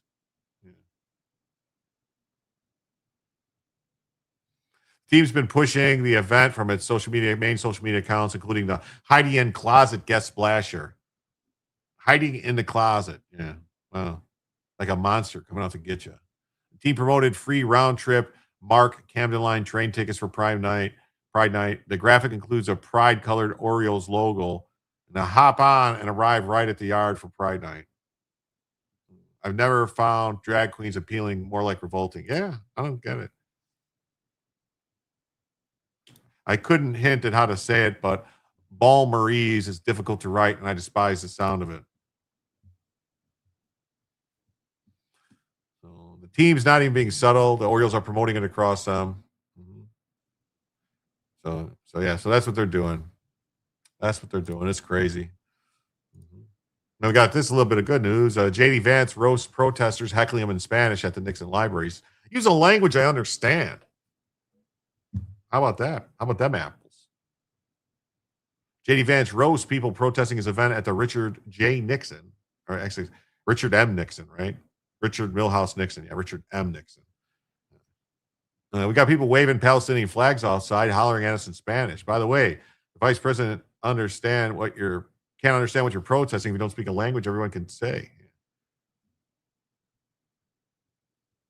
I've had enough of Baltimore. I would like some Balta-less, please. We've, got people waving the Palestinian flag. Hold on. I got to turn it up. We've, got people waving the Palestinian flag outside and hollering at us in Spanish. By the way, the vice president can't understand what you're protesting about if you don't speak the language of everybody else here. So if you want,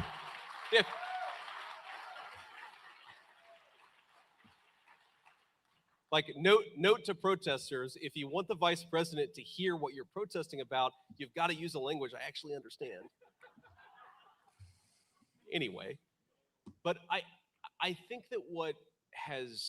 Yeah, that's good, right? That's good. That's good. J.D. Vance still doing a lot of good work. Elon Musk shares full banned film Citizen Vigilante on his X account. That's right. I wonder what that cost. I wonder what that cost to put the entire film. So if you want to see Citizen Vigilante, go to X on Elon's account. You can watch it on X. Hey, K-Bean, what's up? Good to see you. Great to see you, K-Bean.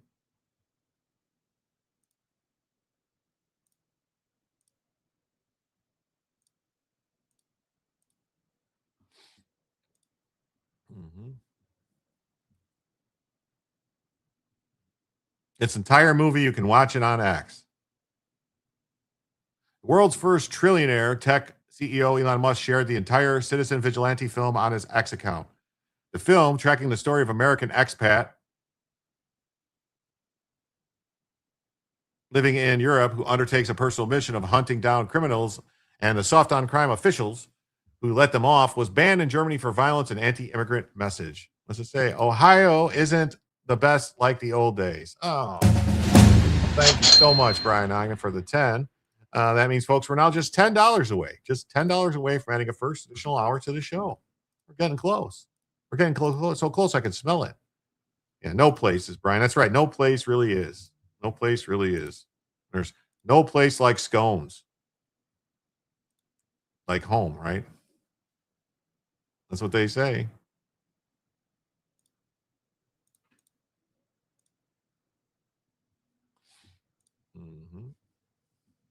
You watch it on X, pretty good movie. One scene was kind of ridiculous with the SWAT team. That was kind of ridiculous. The movie wasn't awesome, amazing, like the best movie ever. It was watchable. It had a good message for everyone in the world.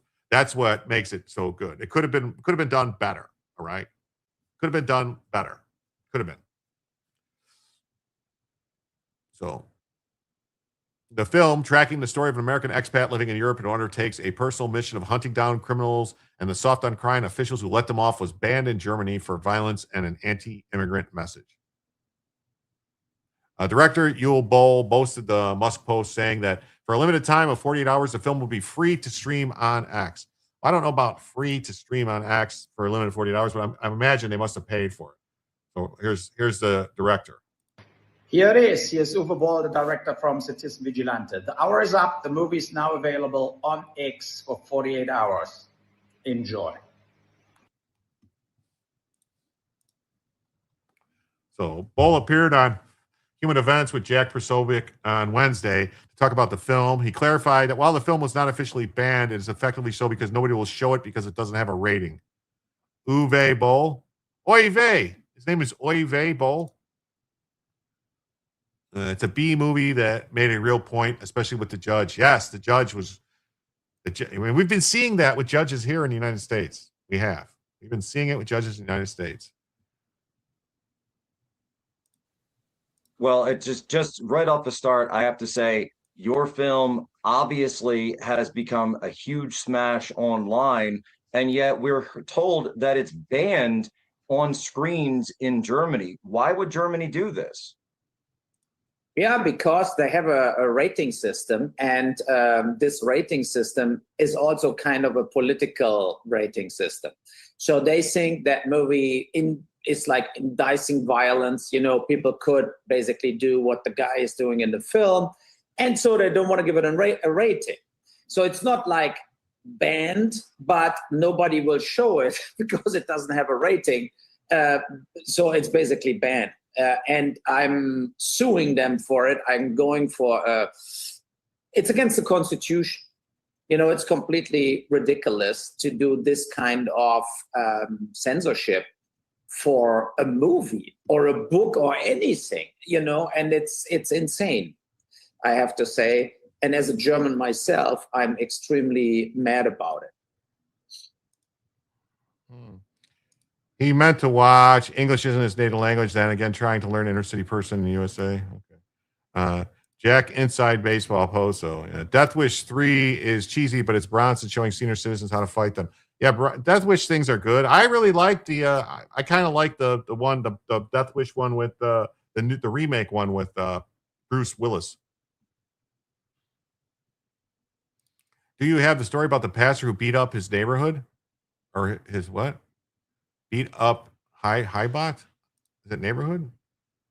I think it's supposed to say neighborhood, neighbor or something, maybe. So the rating system refused to give us a rating. So controversy around the massive influx of migrants in Europe has been heating over the past several years as governments grapple with the difference between European culture and the culture imported by migrants.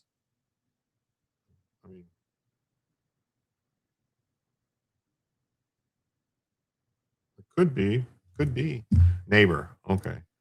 Beat up his neighbor. No, I don't have that story. Yeah. What Bruce Willis did a remake? You missed it. Yeah, it was several years ago, like 8-10 years ago. Bruce Willis and what's his name? The guy who plays the Kingpin on the new was on like the Kingpin in that Daredevil movie was the his brother or something like that. William D'Onofrio, right? D'Onofrio, he was like his brother or something like that. It was good. I thought it was pretty good. Could have been better, but they toned it down a lot. So Europe is becoming something of a continent of Christian atheists, while Muslim migrants bring oppression of women, disdain for those who do not practice Islam, and barbaric Sharia law practices along with them. There's been high-profile cases of young men being murdered by migrants. Vincent D'Onofrio. Yeah, Vincent. Brian says, fine, I'm going to bed, you awesome people. Well, thank you. Tactical assessment. Red Chinese victory. Impossible. America will never fall to communist invasion. Communism is the very definition of failure.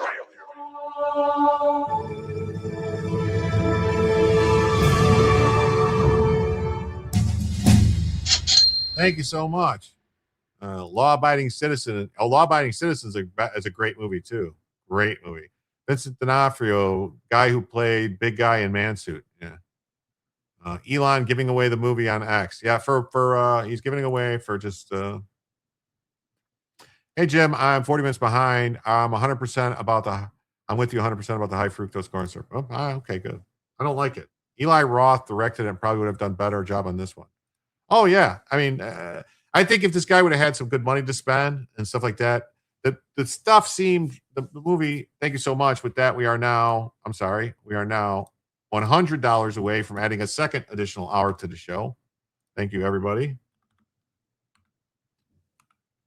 We hit the goal. Thank you, Brian. And thank you, everybody who donated tonight. Greatly appreciated. Make me correct that. Christian Slater rules. I like Christian Slater. I liked Gleaning the Cube. Gleaning the Cube. Mm-hmm. So they're feared to be called racist. You have to make movies that are about now and what's going on. So when you set out to even just make the film in the first place, did you face hurdles? What kind of challenges did you face just getting a team together, getting actors together, crew, everything? I mean, I was very lucky that Armie Hammer was available, and that he liked the script. He saw how strong his character is. And look at him. He would be the best James Bond, by the way. Yes. They're looking for all kinds of James Bonds, maybe whatever, Chinese or a woman. No, he would be the good James Bond. But that's a different subject matter. Not British, but yes. Yeah, no, not British, but he can pull it off. Yeah. And, but people to two streamers, I sent the script, and they right away said, there is no way that we're getting involved with a movie like this. And I said, why? You remember the old days where movies mattered, like JFK, Taxi Driver, Apocalypse Now, like the movies I grew up with, they were all relevant. They were all hitting on reality hard and reflecting reality. And now, in this area we live now, it's all sugar-coated or spaced away, like fantasies without any relevance. I think as a director, you have to make movies. They are about now and what's going on. They have to reflect the reality we're living in. And I try this. Yeah, I remember Billy Jack. Didn't The Rock do a remake of Billy Jack, the Billy Jack movie? I think it was him and I believe, if I'm not mistaken, Johnny Knoxville was in the movie too. I can't think of the name of the movie that The Rock did. It was basically a Billy Jack type movie where he had like the 2x4 or whatever and redid what fought the sheriffs and all that stuff and the crooked cops and everything. That was Billy Jack, right? Billy Jack was a guy with the black I want to see either like black vest, black cowboy hat, something like that. So Musk has been a vocal opponent of mass migration in his adopted nation. He's worked with the Trump administration to rein in foreign spending for foreign programs. One of those programs he helped cut was USAID. Standing Tall, yeah. Well, I think it's or Walking Tall or Standing Tall. You were thinking of the remake of Walking Tall. Yeah, Walking Tall. That was like a Billy Jack, right? I think it was like a Billy Jack, but I don't know if his name was Billy Jack in it. Was his name Billy Jack in it? Walking Tall, yeah. That was a Billy Jack movie, Walking Tall. Yeah, Walking Tall. So.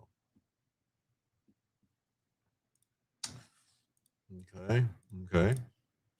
California man accused of raising $600,000 through a fake Gaza charity campaign, funneling money to Hamas. Oh, it was Billy, I think. No, his name wasn't Billy Jack in the movie.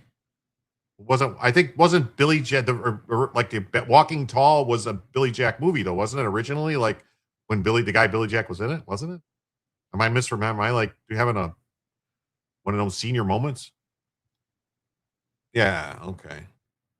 So a San Diego man who's been arrested on federal terrorism charges after prosecutors say he raised hundreds of thousands of dollars through purported humanitarian aid campaigns and funneled it to Hamas.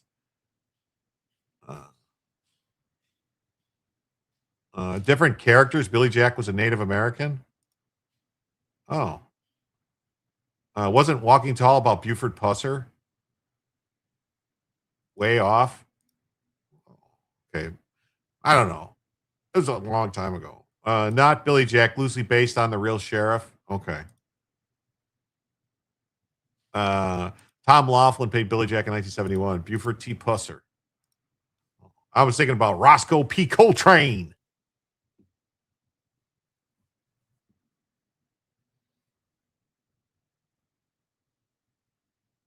I might be wrong, but his name is not Billy in it with The Rock. Okay, I'm Jim is too young to remember. Okay, maybe. I mean, Billy Jack was an engine. Okay, all right. The Department of Justice announced Wednesday that Rita Sabasi of San Diego, is he really of San Diego or is he from somewhere else? Was charged on 5-count criminal complaint. Provide material support to Hamas, violating U.S. sanctions and doing a bunch of other stuff. Yes. According to the complaint, Sabasi publicly supported Hamas online and used social media crowdfunding websites and organization called Ikram, Arab Charity Foundation, to solicit donations from individuals around the world. Federal prosecutors alleged that while Sabasi claimed he was raising money to provide humanitarian assistance to Gaza, he was actually raising funds for Hamas, which has been designated by the United States as a foreign terrorist organization. The complaint also alleges that Sabasi creates an hour-long propaganda video about Hamas's October 7th massacre and posted on multiple social media accounts. Oh, I'm going to kick you on that side of your face with this foot. Yeah, I thought that's not Billy Jack that said that stuff. Because didn't Iraq do that? I swear, I don't know, man. I'm having some kind of weird memory thing here. So prosecutors say he continued sharing the videos months after the attacks. Hamas carried out the October 7th attack by sending more than 2,000 armed terrorists into the southern Israel. No. I swore he did. As alleged in the complaint, the defendant exploited the barbaric attacks of. He allegedly raised hundreds of thousands of dollars in a scheme. He allegedly raised $600,000 through online fundraising campaigns. He transferred $116,000 to Hamas member, attempted to convert another $382,000 into crypto to transfer to Hamas through Gaza Now. U.S. Attorney Jay Clayton said the case demonstrates the government's commitment to prosecuting those who fund terrorists. You're dying over here? Okay. What is your age, Jim tells us? I'm 50. 50 Cent. FBI officials said the case highlights ongoing efforts to disrupt terror financing networks operating within the United States. I swore I remember that from that movie. Because didn't somebody say, don't pull that Billy Jack shit on me? So maybe you're going to pull that Billy Jack shit. I'm going to take this foot and put on that. I think it was a remake. That's what I think so. Maybe. I don't know. He faces federal conspiracy charges to provide aid and comfort to Hamas. So good. Lock him up. Convicted pedophile, rapist, and killer launches a lawsuit to move trans inmates into Oregon's women's prisons. Yes. So they're worried. They want to be able to rape more women, so they want to be moved into the women's prisons. Several of the individuals behind the lawsuit have extensive and disturbing criminal histories. We are living in a mass psychosis and one where women and girls are paying the highest price.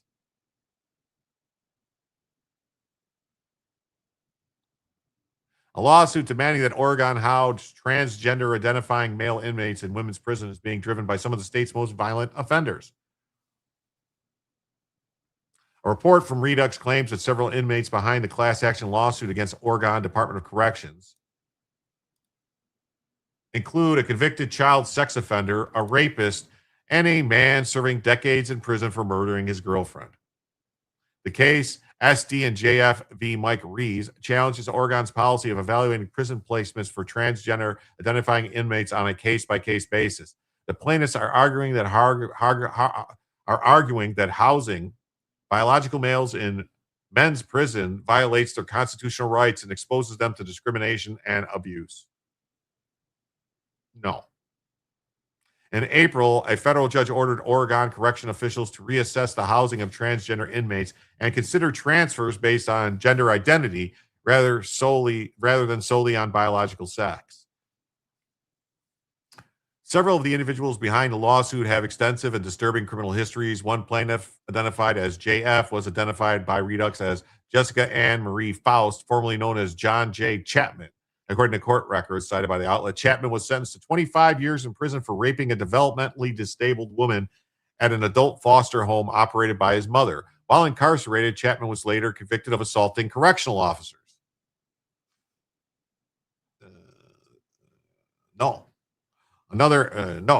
Woodchipper. Another inmate involved in litigation identified by Redux as Zara Lola Zombie was convicted of beating his girlfriend, Samantha Brown, to death in 2014. Brown left behind 4 children. According to Redux, Zombie has repeatedly sued the state over prison housing arrangements and was ultimately transferred to an Oregon women's prison system after successfully bringing legal action against correction officials. Redux further identified another participant in the lawsuit, Lilithia Moonblood Gaia, a convicted child sex offender serving a 24-year sentence. Yes. To me, gender identity means nothing. Yeah, to me, it doesn't mean anything. Nothing at all. Court records cited by the outlet indicate Blood Gaia was convicted on multiple charges stemming from the sexual abuse of a young girl. The revelations have intensified concerns around gender identity-based prison policies and provoked a storm.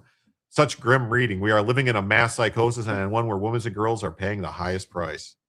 A pedophile, a rapist, and a man who beats a woman to death are behind the major legal push to move all trans-identified male inmates into women's prisons.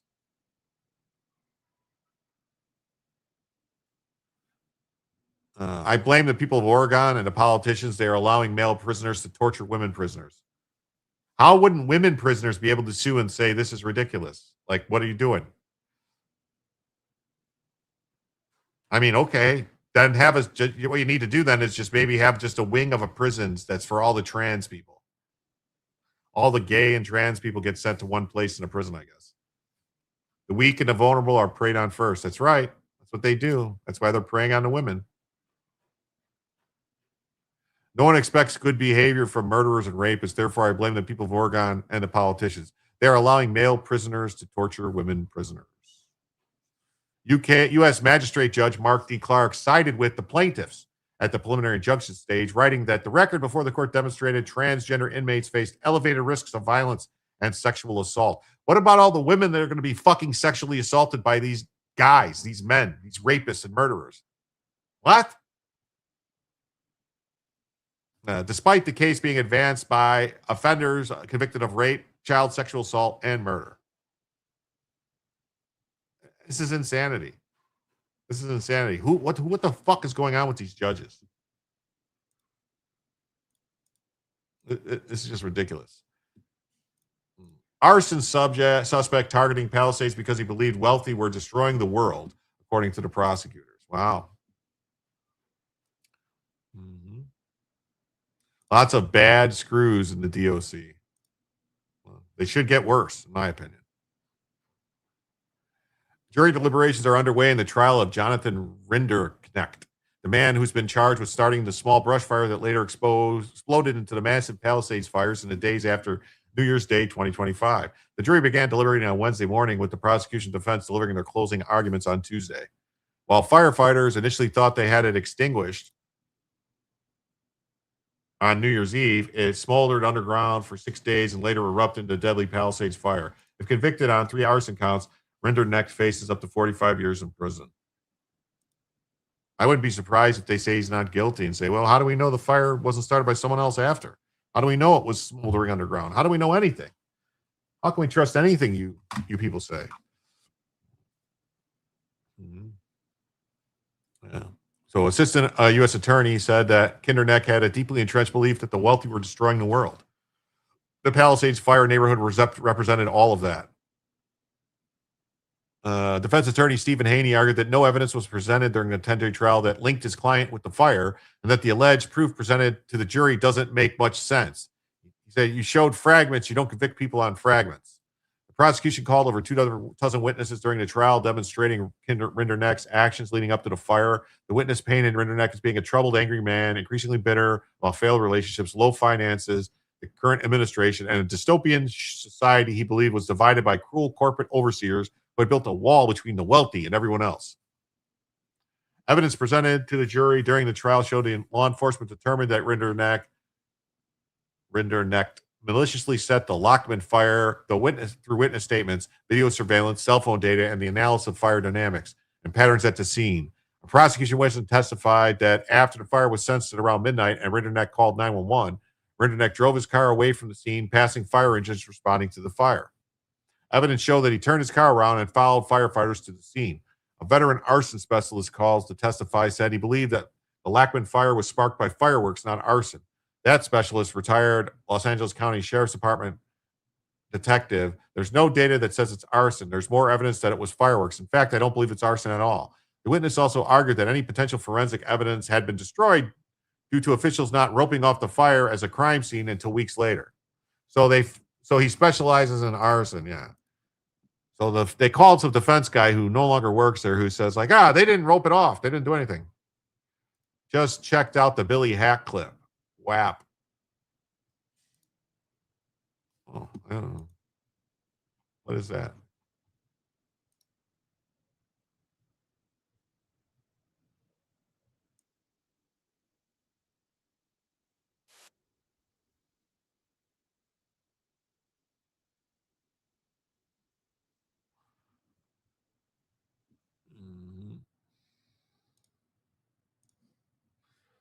Autocorrect. Okay.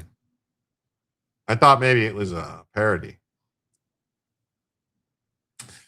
So whatever evidence might have been there was burned, crushed, or floated away in the water. A certified fire inspector, Derek Hill, told jurors during a trial that while investigators had explored the possibility of fireworks, it was quickly dismissed. So Trump says the reflecting pool was cut with a sharp knife or razor, National Parks Service says. This is Trump's speech. We watched this yesterday. Came by the thousands to fill the ranks of American patriots and enlist their lives in the right. We saw this yesterday. I'm not going to replay it. So, a liner along the bottom of the Lincoln Memorial reflecting pool was cut with a sharp knife or a razor this month, causing damage to the foam sealant installed as part of the $16 million rehabilitation project. A spokesman for the National Park Service has said. The agency reported that the June 9th incident to Park Police, said Frank Lands, Deputy Director of Operations. Lands made the statement in a court document filed Wednesday as part of a lawsuit filed by a nonprofit organization to halt the Trump administration's work on the project. These people are. That's like a 5/8-inch liner. Yeah. His statement does not say whether the damage is a suspect case of vandalism or identifying anyone who might be involved. Well, how does it happen then if it wasn't vandalism? The statements for the first time the administration has offered specifics about when and how the reflecting pool may have been damaged after the work was substantively completed. Substantially completed. Walking Tall is based on the story of Billy Jack, who was the deputy of Buford T. Justice, who was the sheriff of the Smokies of Hazard.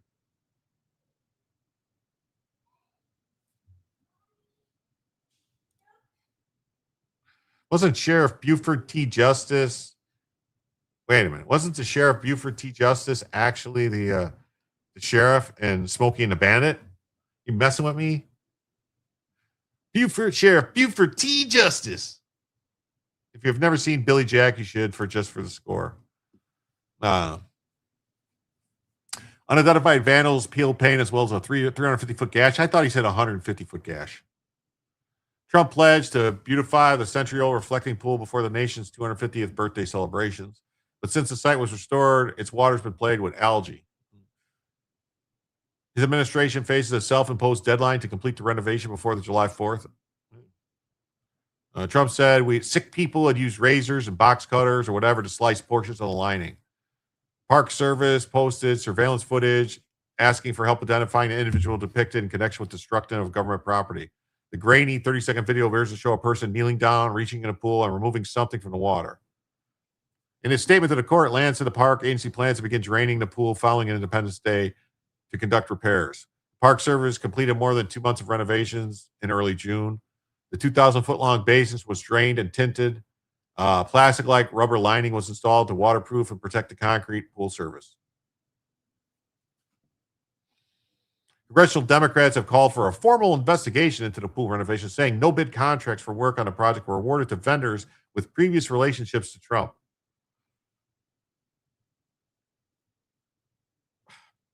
I mean, does that mean that anyone who donates to Trump was unable to get a contract with the Trump administration? Is that how it works? I don't think that's how it works. By the way, Pequin 6 channel says you can use clips. He's a White House photographer with some inside views, non-political. Oh, well, thank you. Thank you, American Dreamer. With that means we are now 95 away from adding a second additional hour to the show. Thank you so much.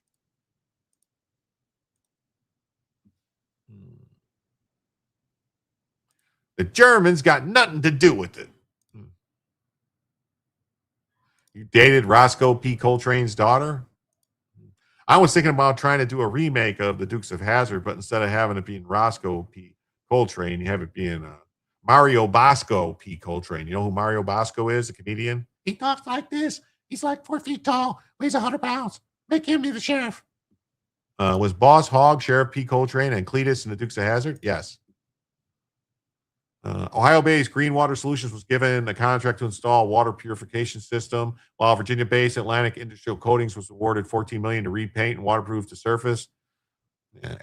After railing about waste, fraud, and abuse, Trump spent more than $16 million on renovating the reflecting pool. It's now peeling and chock full of algae. It was damaged by people. Come on. Murky is one of 10 Democrat senators, House members investigating the pool project. Billy Jack was a character created by Tom Laughlin, first appearing in The Born Losers.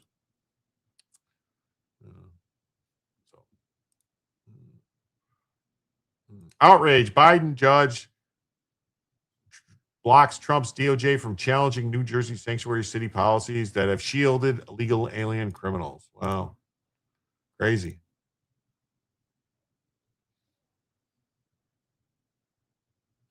Elias. U.S. District Judge Evelyn Payton, handpicked by Joe Biden, just tossed the Trump administration lawsuit against 4 demon rat-run New Jersey sanctuary cities, handing illegal alien criminals another layer of protection. Judge Payton dismissed the Department of Justice's lawsuit against Newark, Jersey City, Patterson, and Hoboken. She ruled the federal lawsuit had a fundamental flaw because it challenged only the city's sanctuary policies. It did not also target New Jersey's statewide immigrant trust directive. Payton wrote that the city policies do not operate in isolation from the state directive that already restricts local law enforcement from cooperating with ICE. In other words, even if the city rules were struck down, the state policy would still shield illegal aliens from federal removal. Oh, wow. I didn't know that. Deputy Billy Jack had a hound dog named Benji, and his sidekick was a robot named Number 5, Johnny Number 5. I believe Clarence Thomas made a comment about her. I'm pretty sure he did. Sorry I derailed the show, but as vigilante movies go, Billy Jack is one of the best. Yeah. It's pretty good. I remember it. I mean, I saw it. I think I was really, really young when I saw it, but I will say, thank you for bringing the squirrels tonight.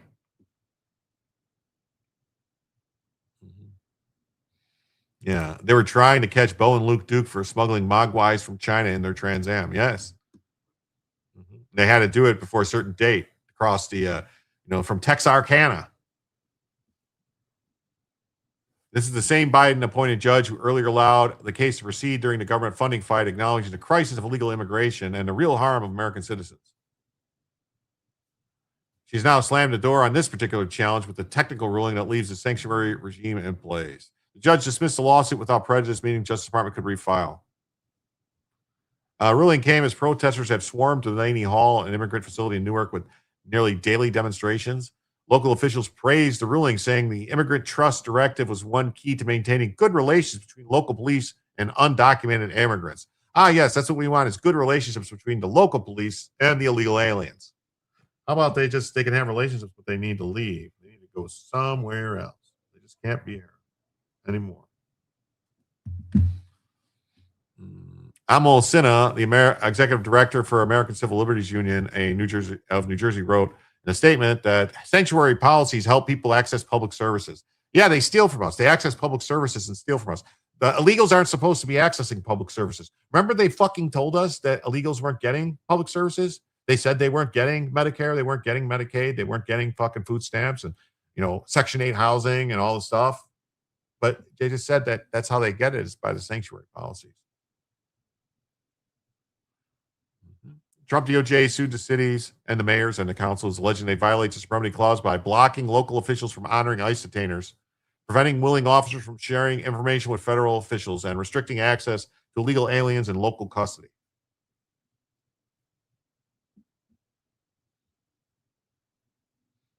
These are the exact policies that allowed repeat criminal aliens to remain in America and rape and pillage the American populace.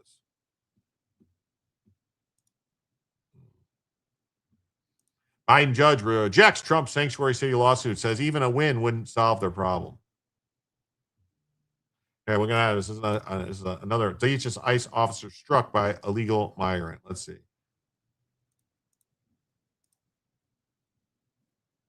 Now and bring in former prosecutor and host of the weekly rap sheet on Fox Nation, Josh Ritter, and former NYPD Lieutenant Darren Porcher. Josh, so the ICE was trying to take this Peruvian man into custody when he rammed into them. When Fox News reached out to ICE today for an initial response to all this, they said, well, yeah, vehicular attacks against law enforcement officers are up 3,300% right now. That's quite a number. No, it's staggering. And I think this is important to talk about, too, because you watch most of the progressive media and you listen to politicians, and they paint this inaccurate and unfair portrayal of what the ICE agents are doing, what the work really involves, that they're just out there hassling people who have come to this country looking for a better life. This is what they're dealing with on a day-to-day basis, are people who are here because they are violent and they are escaping capture in their home countries that they're coming from. They're bringing violence here. They're participating either in acts of terrorism or other crimes while they are here, and they are also violent when it goes about apprehending them. This is the real work that ICE is doing, and ultimately it's dangerous, and ultimately it's keeping us safe, but you would never get that picture if you would listen to, like I said, progressive politicians and the media. So, Darren, President Trump just signed this $70 billion ICE funding bill into law. Unclear on exactly how quickly that money is going to get into the bloodstream. But do you think it will ultimately serve its intended purpose, which is to support ICE and make officers feel more safe when they go about doing their jobs? I think the additional resources that would be implemented into ICE as it relates to the financial, it would be a great component, but ultimately we have to look towards the politicians, more so specific to the Democratic Party, that have created this somewhat roadblock against local police working with ICE agents in states like New Jersey. I mean, there's been a moratorium on the coexistence with ICE and state law enforcement in New Jersey. And what it's creating is individuals that are here illegally feeling as if they can act with impunity, knowing that the politicians will back them no matter how wrong they are when this case comes to fruition in a court proceeding. So I don't think that we should, and it's genuinely unfortunate that the federal government has to inject so much money into ICE, whereas if we had the symbiotic relationship between local police and ICE, we wouldn't have to spend as much money because the two agencies can work in conformity to drastically reduce the number of illegals that we have in the state of New Jersey. Money's certainly not going to fix all the problems, at least in this instance. Take a look at this. We've also been tracking this other story, a chaotic car chase that ended with ICE nabbing an alleged foreign terrorist leader who was also allegedly holding his wife captive. They arrested a Brazilian illegal immigrant who authorities say previously served as the commander of two designated foreign terror organizations after allegedly attempting to flee a North Carolina traffic stop while preparing to escape to Mexico. I can't even keep track of how many crimes were going on in that one scenario. Lots of No, crimes. you're absolutely right. And this illustrates exactly the point that we were trying to make about how it's helping all of us stay safer. You imagine if you eliminated ICE, who would do this kind of important work? Who would protect us here? We have many other agencies, the FBI, ATF, DEA, all out doing important work, but yet for whatever reason, and we all know what it is, politically motivated, they've singled out ICE agents as somehow doing something wrong by just simply enforcing the laws and making us all safer. And that's why it's important to highlight these stories so we understand the crucial work that they are involved in. Yeah, and this also comes, Darren, as the Supreme Court is preparing to take up this case that is going to basically determine how long illegal immigrants can stay in custody for. They can stay in custody for forever until they get deported. America First says, Jim, if the illegals are afraid, they won't seek all the social benefits that they offer. Well, yeah, that would be a good thing. That would cut our costs down like a lot. If you sacrifice well-fed squirrels, the squirrel stew will taste better, but squirrel isn't kosher. Okay. Merle Haggard just saying, strap down. They won't get their life-sustaining Coke. No, they need to get it. Walmart's making a delivery. Be right back, okay? Please hit like. Please subscribe to Rumble YouTube algorithms. Yes, like and share it all out. It's really good. One Tin Soldier by Coven. Penguin 6, Andrew Layton rocks. Well, thank you, Shadow. Hey, Roselle, great to see you. Thanks for being here. What did the black guy just say? I didn't do nothing. All right. And there, this is what other stuff is going on with illegal aliens right here. You got man arrested for attempted machete attack, now on immigration detainer. Oh, look at this. Before us, Jean Cherubin. Bonjour, nous avons devant nous là, Monsieur Jean Cherubin. Sir, you were arrested for one count of attempted second-degree murder. Monsieur, arrêté parce que você essayé faire un attentat pour te tuer un monde. I will appoint the public defender's office for you. It looks like he used the machete and the victim had multiple lacerations. Your Honor, he also has a hold for immigration. You also, there is probable cause for one count of attempted, I think it should be first-degree murder. He's using a machete to try and kill the victim. Or second-degree murder because it's with a deadly weapon, which is a first-degree felony state. Yes.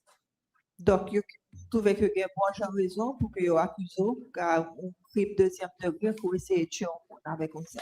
Sir, you were ordered to stay away from the alleged victim, Rosheni Pierre. Okay. All right, here it is. So, Miami-Dade, Florida last week, Jean Felix Junior Cherubin was arrested for attempted murder and accused of hacking a man with a machete after an argument.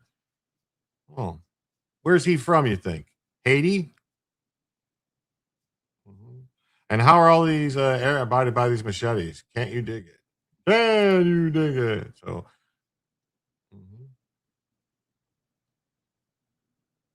Americans are lazy and ill-equipped to commit machete murders. The wages unwilling to pay. Yes. See? So they need to bring them in to commit the machete murders.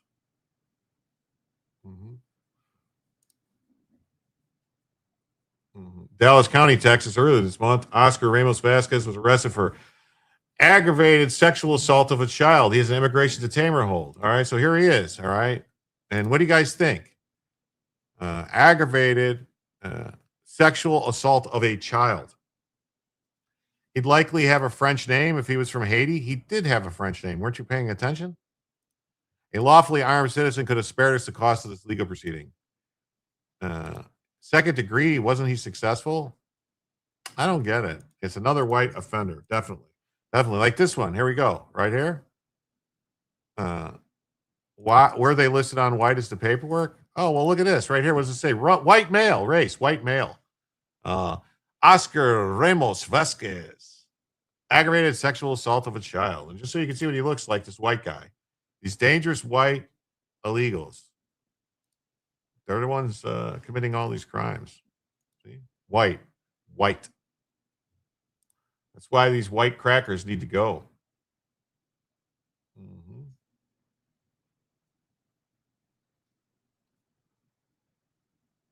Another one. Oh. Comanche County, Oklahoma. Joaquin Boyoso Alvarado is in custody to face charges of child sexual abuse and rape. He has an immigration detainer hold. Previous reports state he skipped out on court dates, was arrested in Honduras, and extradited back to Oklahoma. Oh. Nationality, Honduras. So this is a guy they got brought back for raping kids.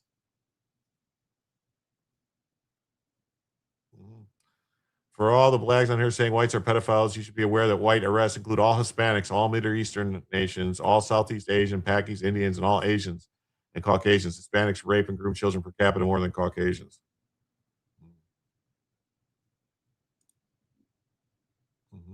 It's just a misunderstanding. She's told it was okay to assault ICE agents. Women accused of assaulting authorities during search mistaken for immigration raid pleads guilty to lesser charge. Wow. Is that crazy?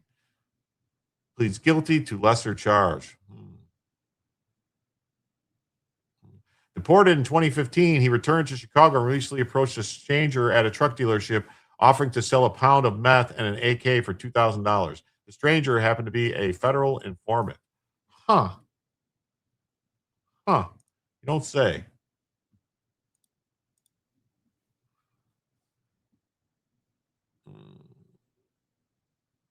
If I see iced tea, baby, one more time. I was switching load of laundry. Was it French? Oh, yeah. Well, I'll show you. It was French. His name is Jean-Félix Junior Charaboun. Jean-Félix Junior Charaboun. Oh, wait. I didn't share. Right here, see? This is the guy right here. His name is Jean-Félix Junior Charaboun. Definitely a French Creole type name. That would be Haiti. Haiti.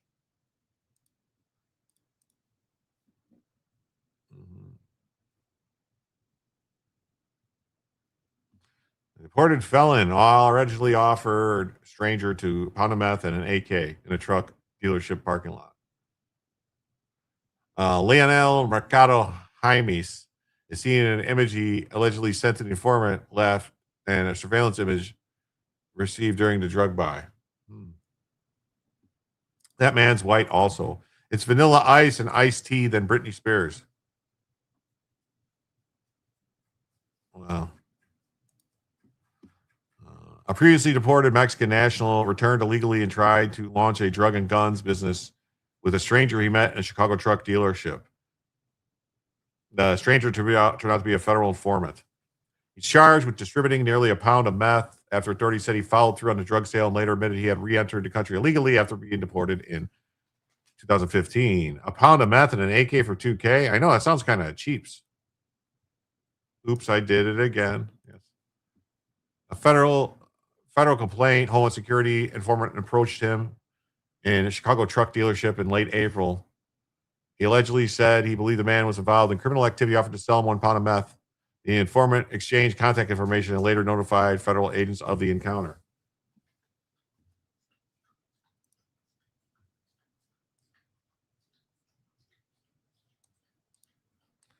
He continued communicating with the informant using WhatsApp. During one conversation, he allegedly advised that the rifle referred to as a Inferior was no longer available, but the meth or Frio could still be purchased. Agents equipped him with audio video recording and $1,000 in government money. And they purchased the stuff at the 2100 block of North Kilpatrick Avenue. Retrieved a brown suede bag and exchanged it for cash. The bag contained just under a pound of meth, and tests showed was between 93 and 100% pure. So it was puro. Fingerprints record linked him to a 2011 drug trafficking conviction in Chicago, a 2012 conviction for aggravated criminal sexual abuse. So he's a previously deported rapist and meth drug dealer. Not your ordinary drug dealer. He determined that he was deported in 2015 as an inadmissible migrant. During a post-arrest interview, he admitted he was born in Mexico, has previously been deported, illegally re-entered about 1.5 years ago. So under the Biden administration.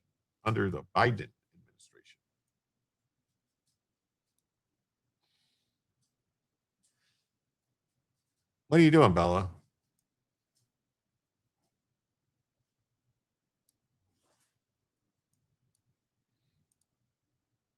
Can't we just lose the key on these people? It'll be nice. I love you all too, Brian. Signing out. Have a nice night. Have a good day at work tomorrow.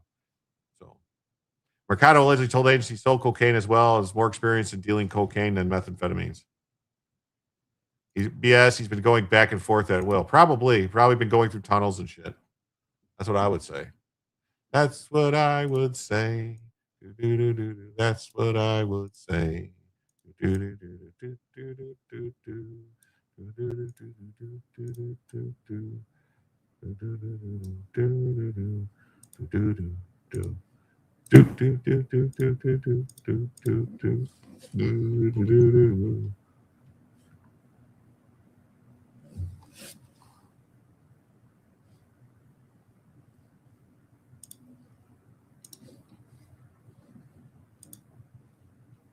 New York Education Commissioner orders new school board elections after investigation finds clerk ripped up ballots to rig race.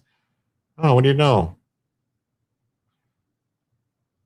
New York State Education Commissioner Betty Rosa has ordered a new school board election in the Hempstead Union Free School District on Long Island after an internal investigation found the district clerk destroyed ballots and smuggled them out of her office to help reelect incumbent board president Victor Prett.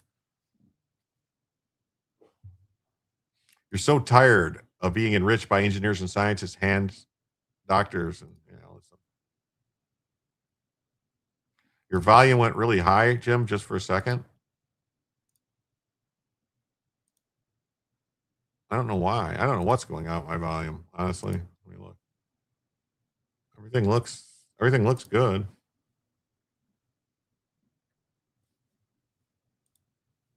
The original election took place on May 19th. State officials overturned the results on Thursday after a petition filed by the district attorneys alleged serious irregularities.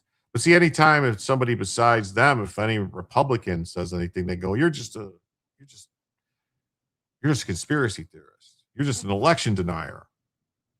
But when a demon rat makes a complaint, boy, oh boy, do they get all up in the tizzy and they start making some actions and they start taking care of business.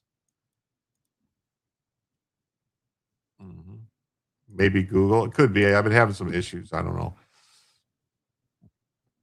The investigation concluded Key's actions compromised the integrity of the vote. Hempstead School District officials had petitioned the state to annul the original results after uncovering the evidence of tampering. State Education Commissioner accepted the findings and directed a fresh election could be conducted. So the board appreciates the commissioner's expeditious review of this matter. But is someone going to get arrested and go to jail?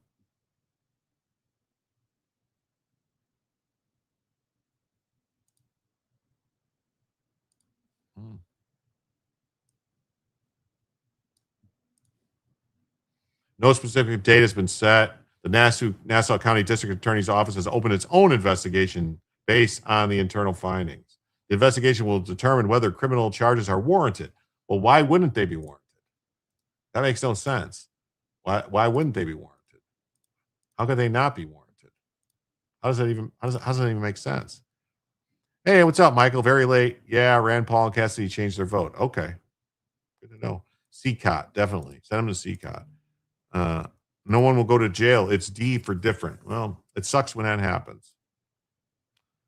So Luigi Mangioni's defense team discussed guilty plea, according to a report.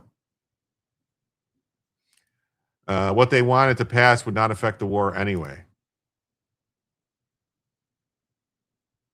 Attorneys for Luigi Mangione are in discussions with federal prosecutors about a potential plea arrangement ahead of a scheduled court appearance on Monday, according to people familiar with the matter, though those talks are now said to have stalled after appearing close earlier this week, according to CBS News.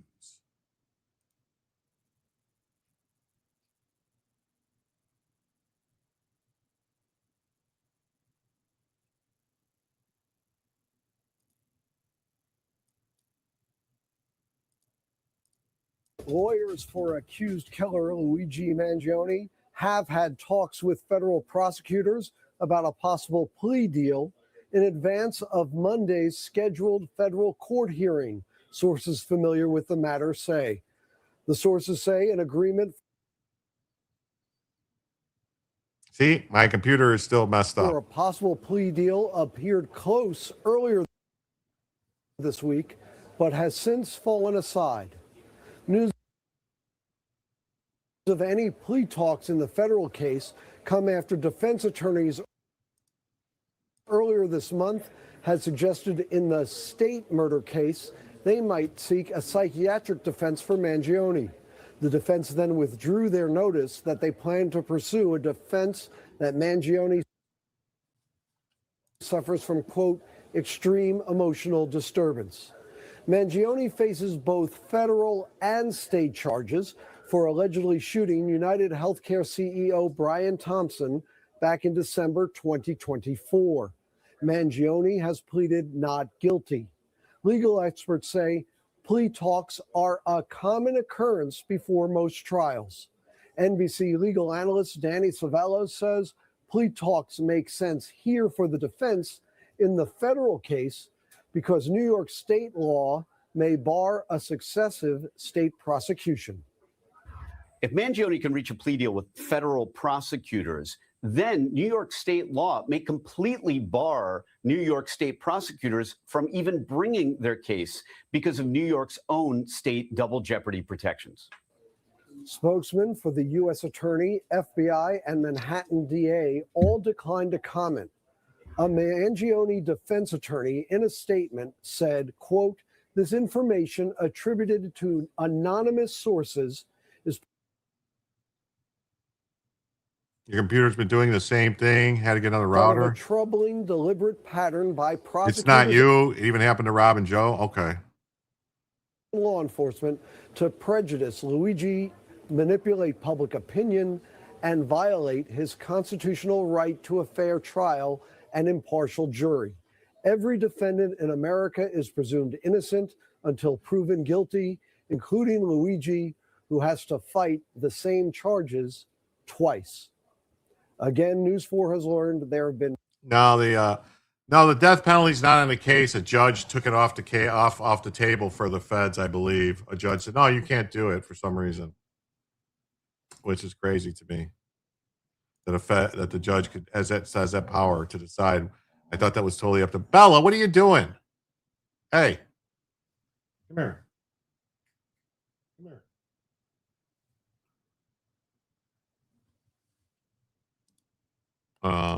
Jim, your 10K page should be able to get you a technician to come over to your house. I can get them on the phone, but they ain't coming to my house. I have to send it into them to be repaired. That's what I don't want to do. So, court proceedings of both the federal and state cases have been moving forward since his arrest in 2024 in connection with the killing of United Healthcare CEO Brian Thompson. So, there's that. From Wall Street to Y'all Street, Dallas lands a $1.3 billion Morgan Stanley skyscraper as executives fear far-left victory in New York City will drive firms south. They're gonna. Bella needs her glands drained. Yes, she does need her glands drained. She does. No, she does not have worms. Bella may need to go out. She might need to go out. Have you ever tried a raw diet for Bella? No.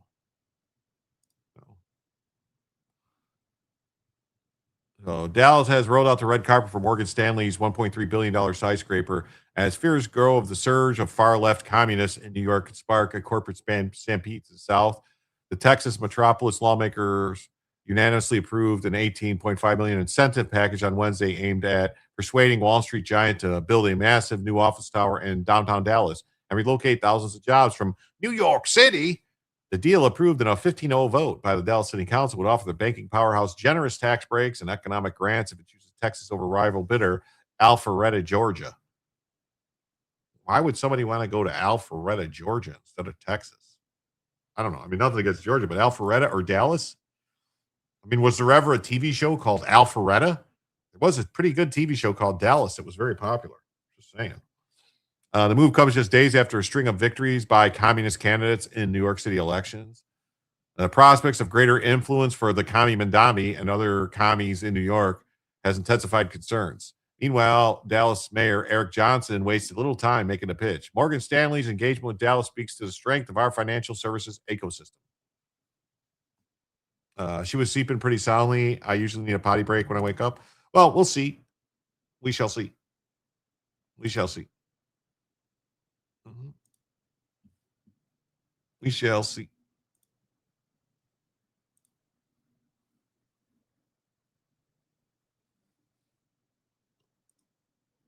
Oh.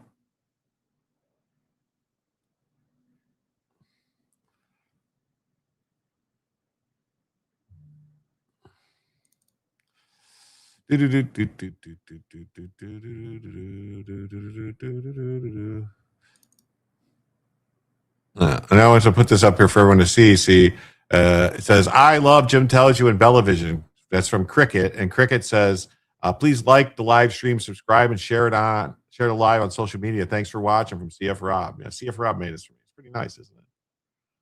I like it. Yes. And then as soon as this story's over, I'm going to take Bella out. And then when I get back from her, I'll start the next hour on the timer. Hey, Joe, what's up? Good to see you tonight, buddy. Thanks for being here.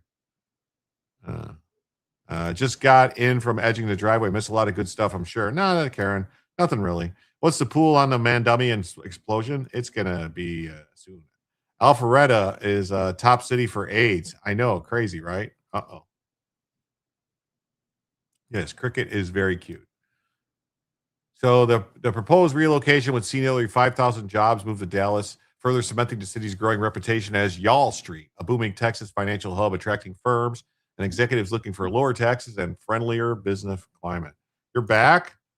Did you see this? You saw cricket? Okay.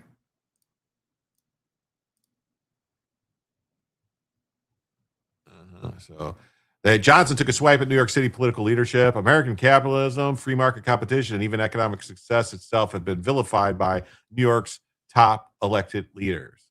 That's right. Under the proposal, the bank would lease around 255,000 square feet at Fountain Place, while a new 708,000 square foot office tower is constructed near McKinney Avenue. Bella time, the star of the show. Permanent headquarters expected to open in 2031 will represent one of the largest corporate investments in downtown Dallas.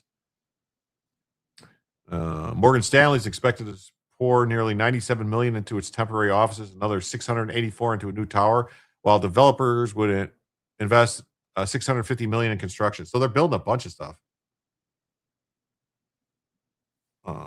From Scott Pressler, they will not allow me into, as a ticketed individual, the South Dakota Republican Party dinner with Senate Majority Leader John Thune. Well, that's fucked up. That's fucked up. Why move to Dallas with all the Muslims? Come to Houston.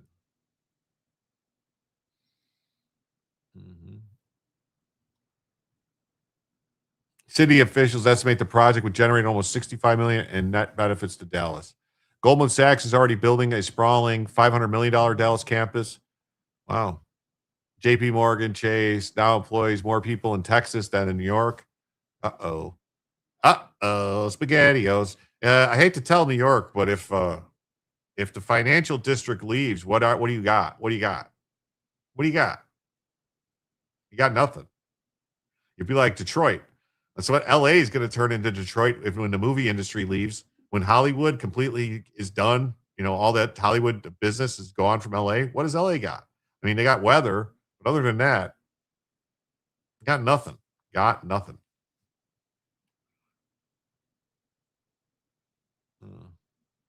The concern echoes warnings from JP Morgan Chase Chief Executive Jamie Dimon, who recently cautioned that New York's tax burden could drive both businesses and talent elsewhere.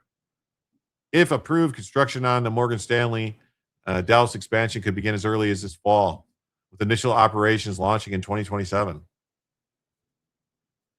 The bank's global headquarters would remain in Manhattan, but landing the project would be another major blow to New York's standing as the undisputed capital of American finance. Gotta go. All right, everybody. I'm going to take Bella out real quick. I will be right back.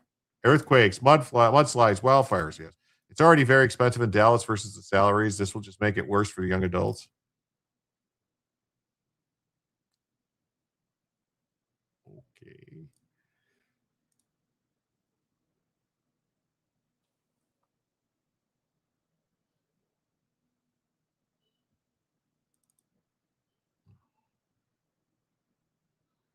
Oh, look at this. Jim tells you live with Bellavision. That's nice. Let's see. I got to get another one here. I got to find a good image file. I think this one. Oh, here we go. We'll be right back. Bella needs a quick walk. All right. This will be up here. So just everybody hang out and we'll be right back.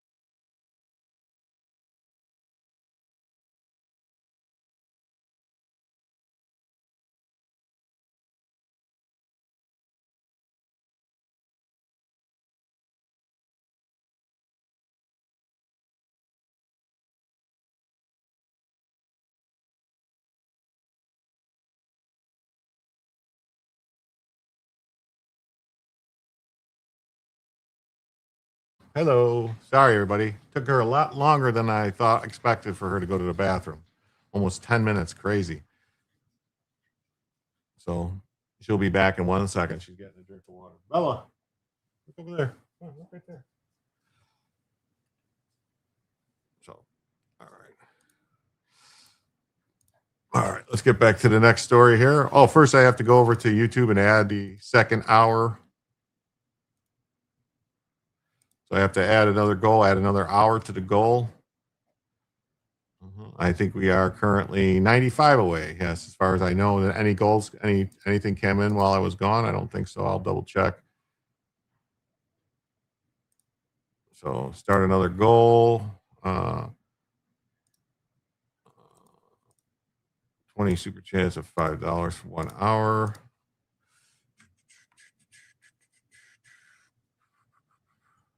I apologize. I know a bunch of people left. They got mad that I wasn't here. Got bored staring at the screen. It happens. So for every 100, we are currently 95 away. I think that's right.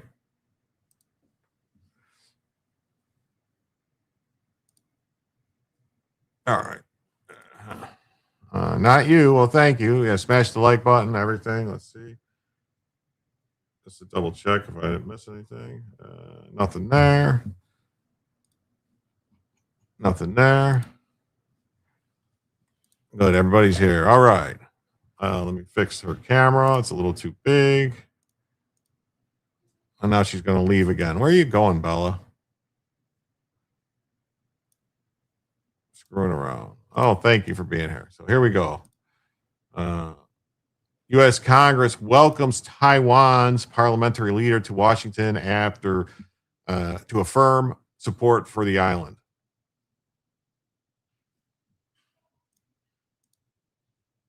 Oh, wait. That was not the one. Anyway. Oh, it was supposed to be this one. Supposed to be this one, not that one. So new analysis from Virginia election shows over 1 million duplicate applications matches near million ballot drop we uncovered right after the election. So no. So new analysis from the 2020 Virginia election shows over 1 million duplicate applications for ballots.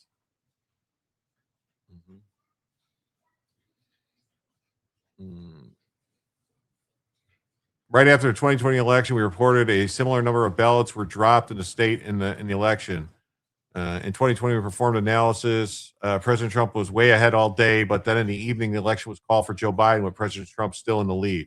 What we uncovered is that no one seems to be questioning the votes in Virginia, but they should be. Virginia results started coming in shortly after the polls closed. There were 378 separate entries or feeds in Virginia found in the file obtained. The oddity in the file, immediately the results for votes were not in whole integers, IG 1, 2, 3. All the entries had fractional amounts. It makes no sense since ballots don't come in fractions. Each vote equals 1 vote. The first 125 entries reported were basically reasonable. President Trump was leading 52 to 46. At this time, 3.3 million and eventually 4.4 million votes had already been cast. When things went off the rails is 8 entries totaling nearly 800,000 votes were removed from the database during this time. This makes no sense. Each vote should be added to the totals, not taken away. Overall, 3 entries of over 300,000 votes were posted in the database to Biden's vote total. Negative 300, negative 3. What the hell is going on? I don't understand this. The reversing entries look like adjusting entries. Anyone in accounting profession is aware that entries posted an error that are reversed and replaced with the proper entry amounts. Why the hell would Virginia make these types of entries in their voting system? There's really is no logical reason except fraud. You think Bella's out of water? No, it should be. It's like more than halfway full. My grandson filled it while we were coming in. Yeah, sounds hinky to me. Cheating sons of bitches. Yeah. Similar activities happen in other states. The old drop and roll trick was used again. AR lovers, You need to see this. Wow, you need to This gadget right here saved me over $500 at the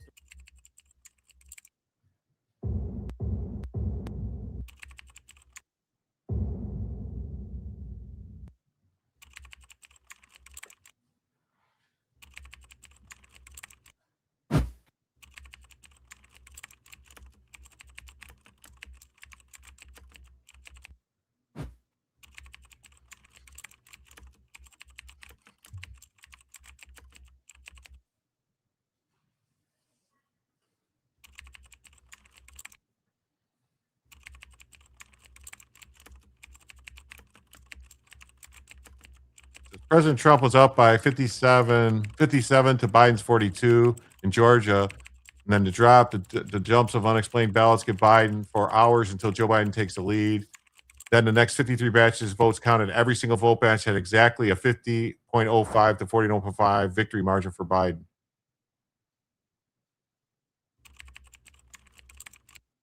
These ratios are impossible. I don't know. I don't know. This guy ain't going to talk. It's just him typing the stuff. I don't know. So Trump leads in Michigan 55 to 43. I mean, I know it was crazy that all this stuff was happening, but almost every batch after 9:15 had exactly 50 to Biden, 49 Trump. These ratios are impossible.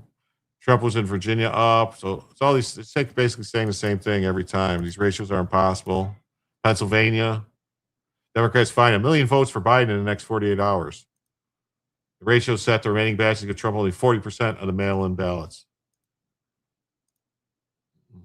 Okay. Let's get back to this one with Pelosi. I think they're claiming that, I don't know if this is, I wish I know who did this. We should sue the heck out of them and damage they caused this country. Well, they tried to sue, and Supreme Court just said they need to be in jail. Is definitely right. U.S. House members pledged strong support for Taiwan and welcomed Han Kuo-yu, Wee Tu Lo, Ding Bang Wakao, OG Whiz to the White House. The amount of baseline anomalies are insulting. It is. It's super insulting. Super duper duper insulting. Belly, you're not going out there. All right. It's not playtime. You already were out, so lay down. Members of the House on Wednesday pledged firm support for the self-governed island of Taiwan as they welcomed Han Kuo-yu to Washington at a time the Trump administration is reviewing $14 billion arms sales package to Taiwan.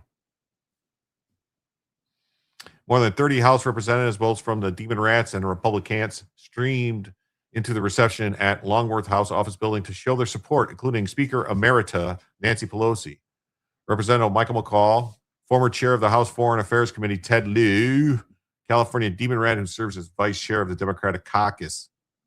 And he likes the Democrat caucus. He does like the Democrat caucus. What is she doing now? Why are you moving your bowl? I just heard her like move her bowl. Like, rant, there's a rant, there's a rant. Oh, here we go. Here, Neurodivergent One says, here is to the Bella Treat Fund. Well, thank you. Thank you so much. That means, folks, we are now just $93 away from adding a second additional hour to the show. Thank you, everybody. Everybody.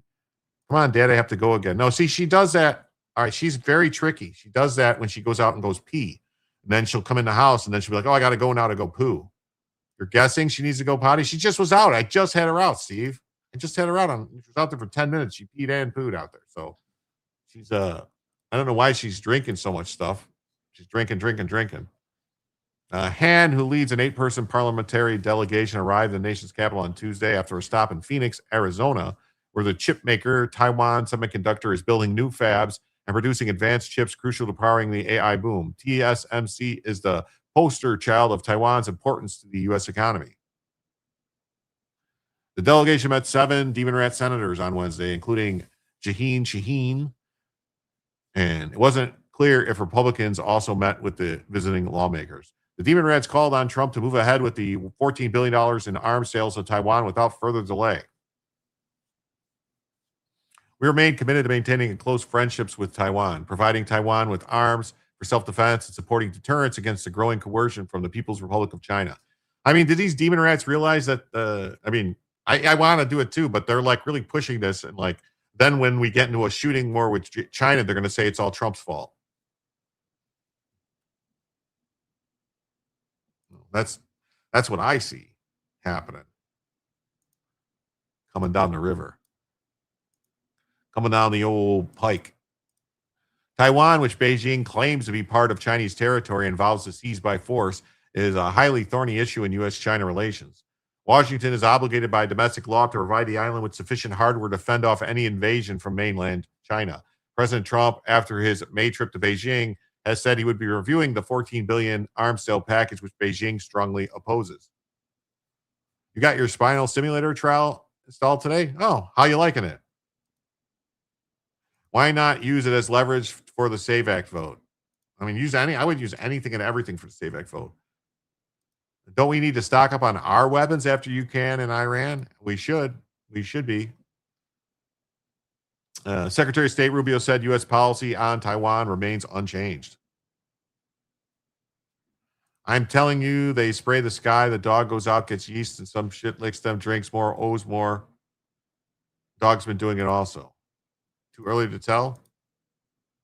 On Wednesday, several lawmakers showed their support for the arms package. I'm here today to affirm in the strongest terms that Taiwan is not a bargaining chip. It's an island of freedom, and we need to do all we can to preserve it, said Lloyd Doggett of Texas.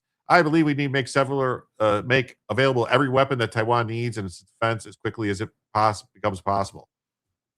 You know, Raytheon is working around the clock. Oh, yeah. I mean, mostly, I wonder how much money all these demon rats that are championing this have invested in the military-industrial complex. Liu criticized the Trump administration for holding up the $14 billion. I urge the administration to reverse that and allow this arms sales to proceed. Han, who's a member of Taiwan's opposition KMT party, complimented the U.S. for its achievement in the past 250 years and said the island, like the U.S., cherishes the value of freedom and democracy and that both sides show their responsibility of safeguarding the democratic system and maintaining regional stability and peace.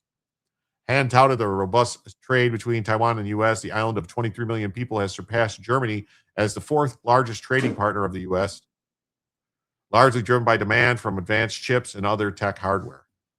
Han also urged the U.S. to help Taiwan gain more international space. No country can have diplomatic ties with both Beijing and Taipei because of China's territorial claim.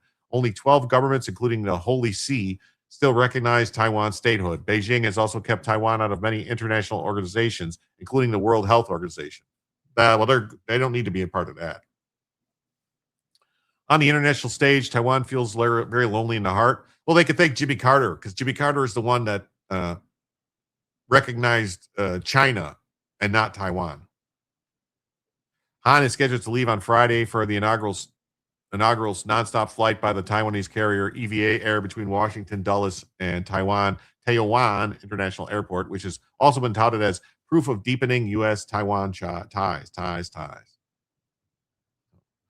Sell them more. Sell them. Give them everything. Give them everything. So this is, and then I have another article on the same thing because it's from the Taiwan Times, the Taiwan News. The Taipei Times, it's called, from Taipei, Taiwan. Support for Taiwan is bipartisan and bicameral, says Nancy Pelosi. We all know we have Ted Lieu in Congress. He's a Taiwanese, but does he help Taiwan? So, Speaker, at a time when the administration of Trump is reviewing a package months after it received it, more than 30 House members went there. I think it's the exact same thing, isn't it? So there they are. Oh, yeah, Dongbawa.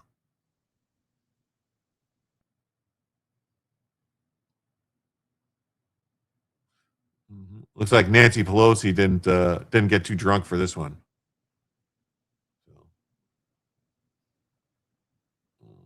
So this is the same exact story. It's the same exact story, so it's not any different. Taiwan should allow their people to have guns. Yes, that's what they should do. They should give their people guns. All right, then this story is very interesting to everybody. Americans are inundated with suspected scams. New polls show few victims report them. Kanbanwa is Japanese. Okay.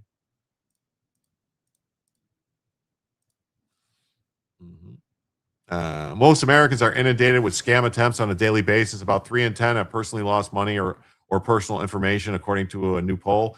It was conducted by Associated Press. A separate survey conducted by Gallup and the Stop Scams Alliance has provided exclusively to the AP found last year alone, about 1 in 10 adults have said they or somebody else in their household was deceived by a scammer into losing money and providing access to a financial account, with nearly half saying they lost more than $500. That leaves Americans feeling like they're constantly at risk for falling for a scam. It's like everyday scam calls, every day. Many victims don't report the scam. You've got to be pretty sophisticated these days. He's run into problems on dating apps and once ended up sending money to a person who claimed they were overseas because of military deployment, needed money to buy food. He realized it was a scam when the request didn't stop. Yeah, don't ever do that. Never send anybody any money. Prater thinks banks and social media companies have a responsibility to help people who have been scammed. If federal regulators wanted to step in and make deals with these companies to get these people back their money, they could. If you send somebody money willingly, I mean, I don't understand how you're supposed to, like, say you want it back. I don't know. For many Americans, scam attempts are constant. Americans are flooded with scam attempts, according to surveys. More than half, 58% of U.S. adults said they receive daily text messages, phone calls, or emails. Yes, every day. Scam calls come every day. Well, Gallup said that 4 in 10 experience scams on a daily basis. Porchelle Smith gets multiple scam calls every day and receives even more scam emails. Some of the scams are easy for her to identify. They mention different types of programs that I know are non-existent. But sometimes she ends up engaging with the scammer before she realizes that something is wrong. Some of them hack your account and pretend if it's someone that you know. But then I go asking questions and realize they're scams. Older people are more likely to receive scam attempts daily. People 60 and older are contacted by suspected scammers at least once a day. You registered your phone number on a no-call list, but you still get calls from Medicare scammers from India. Yeah, they don't care. Did you see the Chinese man is seeking to campaign for Los Angeles mayor? Xiao Teng for mayor.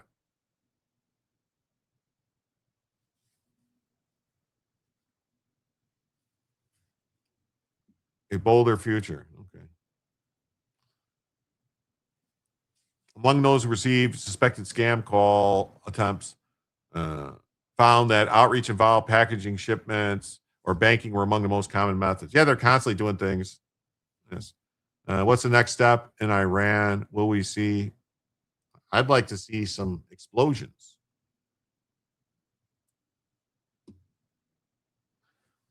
Around 30% of U.S. adults say they've been scammed personally. The impact of scams far-reaching. 51% of adults say they know someone personally, such as a friend or family member who's lost money as a result of a scam. 1 in 10 adults say they or a family member of their household was scammed out of money in 2025, with 6% saying they've been personally scammed. About half of the people whose household experienced scams, let's say, reported losing between $125 and $2,000. It's not easy to know what they're doing. Her son was once contacted by scammers who promised to give him money for tuition if he authorized a nominal credit charge, which quickly spiraled into a bigger set of charges. She's experienced other kinds of scams on a smaller scale. I ordered some stuff. I never got it. I thought it was a legitimate company. And then I saw all these reviews saying it was a scam.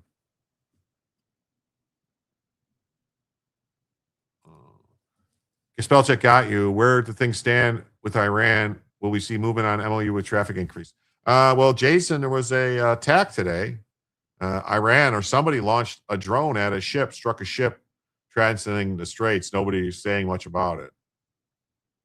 Iran is threatening people and stuff, so we'll see what happens. Bella, lay down. Bella, lay down. Stop it. Go lay down. Knock it off. Virtually all U.S. adults believe scams pose a major or minor threat to individuals in the U.S. About 8 in 10 say the government is definitely or probably doing little to prevent scams. Yeah, they are doing little. Very little. More broadly, Americans express low confidence that they know how to report a scam to the government. But that's the thing. It's like impossible to try to report to scams. It really is. About 1 in 3 U.S. adults, about 1/3 U.S. adults say they would know where to make a report if they lost $5,000 in a scam. Yeah. I do like that the government stepped in with my parents. I feel like that's the way it should be. It's a big enough problem. At some point, the government falls on the government companies to do something about it. So, Max said his parents own a small business who were victims of a costly and complex scam. A scammer successfully imitated one of their employees and changed their direct deposit information. This went on for 3 months. It went to 15,000. Wow.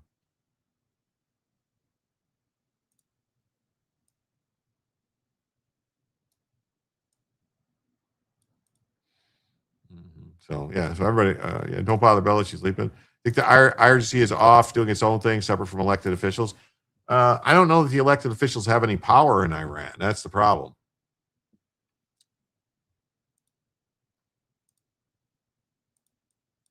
All right, on to the next story here. Astronomers find 2 gigantic planets lighter than cotton candy, comparable to a nice blob of shaving foam. This is crazy. Astronomers have uncovered a pair of gigantic planets, super puffs the size of Jupiter. Wow. That's amazing. The featherweight pair orbiting a star 1,110 light years away.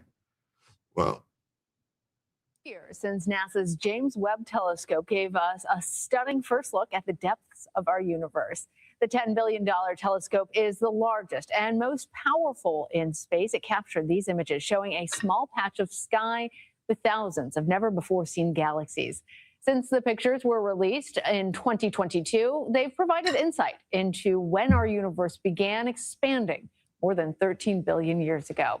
And to commemorate the achievement, NASA has released new images showing 2 distant galaxies actually interacting with one another. Scientists say that the intertwined galaxies actually resemble a penguin guarding its egg. So for more on all of the mysteries of the universe, I'm excited to bring in Jane Rigby. She's an astrophysicist and a senior project scientist for the Webb Telescope at NASA. So who better to talk to? Jane, let's start off just by having you explain a little bit more about what these images tell us. Yeah, so we have a celebratory image for our 2nd anniversary. And what we're seeing in this image of the penguin and the egg are 2 galaxies that are not only interacting, they are on a path to merge and become one bigger galaxy. The redder or orangey one, the penguin, that's a spiral galaxy like our own Milky Way, except the arms have been twisted and warped by the gravity of the companion. This is a really common way that galaxies grow over time. Our own Milky Way has merged with other galaxies, and in a couple billion years, it's going to merge with the Andromeda galaxy. So by studying images like this, we can understand that process in the life cycle of galaxies like the Milky Way. So interesting, the life cycles and seeing these 2 merge to form another galaxy. When we think about the James Webb, we have to, of course, give proper respect to the Hubble telescope because it was revolutionary for its time. And I actually want to put up a side-by-side where you can take a look at what the James Webb Telescope has shown us in comparison to what we saw from Hubble. And it really is incredible, the depths of detail. Talk to us about some of the most important findings that the Webb Telescope has discovered since the images were first released. Sure, and I love in that side by side in Webb, you're seeing through the dust. You're actually seeing through our own galaxy to see the other side of our galaxy and then past it. As far as the biggest results to date, and we're 2 years in, our best results are coming in a mile a minute. I would say that it's really important to me that we did exactly what we said we would do to just figure out, what did the early universe look like? What was that first billion years like after the Big Bang? That was really where Hubble just couldn't touch, and we really didn't know what was out there or how galaxies got their start. With Webb, we found more than 1,000 galaxies that are so far away. We're seeing them as they looked more than 13 billion years into the past. So we've done that. We've done what we said we would do. We have taken the baby pictures of the universe. We know that galaxies got started very quickly, very vigorously. They built black holes very early. It all got started much more vigorously than we had expected. We've also been studying, from everything from stars in our own neighborhood, planets in our own solar system, and planets orbiting other stars. So it's been every part of our universe. Webb has been exploring and touching. It's been so exciting to see the results come in. It's really amazing, and seeing some answers to some of those very formative questions about our universe, how we all got our start, how stars are developing in the star nursery that Webb has shown us. I have to ask what's next for the telescope, and especially since we're talking about galaxies and stars, how much are we learning about individual planets in any of those galaxies? Yeah, so in our own galaxy is the place we can best learn about planets. And we can learn about planets in our own solar system. There are potentially habitable worlds in our own solar system, some of the moons of some of the outer planets. And there are several thousand planets we now know about orbiting stars in our own solar system. That's crazy. When I went to high school, we didn't know that. We only knew about our own solar system. So we know that planets are common now. And what Webb has been able to do is zoom in on these planets and really study their atmospheres, if they have them, or their composition. What's out there? What are in these planets? For me, it's been like going back to chemistry class, the number of atoms and molecules that Webb has been finding in these planets. It's still early days, but for big planets, we're getting a sense of what are their atmospheres like? What's the chemistry going on inside of them? For small rocky planets like the Earth or up to the mass of a Neptune, we're trying to figure out, do any of those have atmospheres? Are any of those possibly habitable? That's a hard question, but it's one that I'm looking forward to see how hard Webb can push on that question. Hard questions, fundamental questions, and I have to say all these images are just so breathtaking. It shows you really the possibilities are endless. NASA's Jane Rigby, thank you so much. That's interesting. Very interesting. So, yeah, so we have, says, very interesting. When I was in school, Pluto was still a planet. We didn't know that the Milky Way was a galaxy, and we didn't learn about Andromeda. It's interesting. But we can't hold honest elections. It's crazy. Galaxies are not planets for the win. Yes, definitely. I like asking stupid questions. Yes. USA. They look like bioluminescent critters in the Marianas Trench. I wonder if Jane wants to be James. Stars can be non-binary. Yes. There are some binary stars. Oh, good night, American Dreamer. I hope you dream about me. I'll see you in your dreams. They discovered a new planet that has trillions of dollars they must give away, but they need funding to get started. Will you all help? Yes. It's crazy. Galaxies are spinning. That makes them flat because everything is being pushed outward. Andromeda in Greek mythology was a hot ticket. Yes. So it makes these the lightest known planets of their size. These two planets have densities compared to a nice blob of shaving foam fresh from the can. How do they know this? I wonder. They suspect these fluffy, wispy worlds are probably white or blue, depending on whether the skies there are cloudy, not shades of cotton candy pink. The planets are probably mostly hydrogen and helium, although it will take follow-up observations by NASA's Webb telescope to confirm their chemical makeup. Detected by NASA's TESS satellite over the past decade, these two especially puffy puffs orbit a star in the southern constellation Volans, known as the Flying Fish. The researchers studied the planet's orbits using telescopes on Earth to determine their density from 1,110 light years away. A light year is nearly 6 trillion miles. What if we find a planet made out of gold?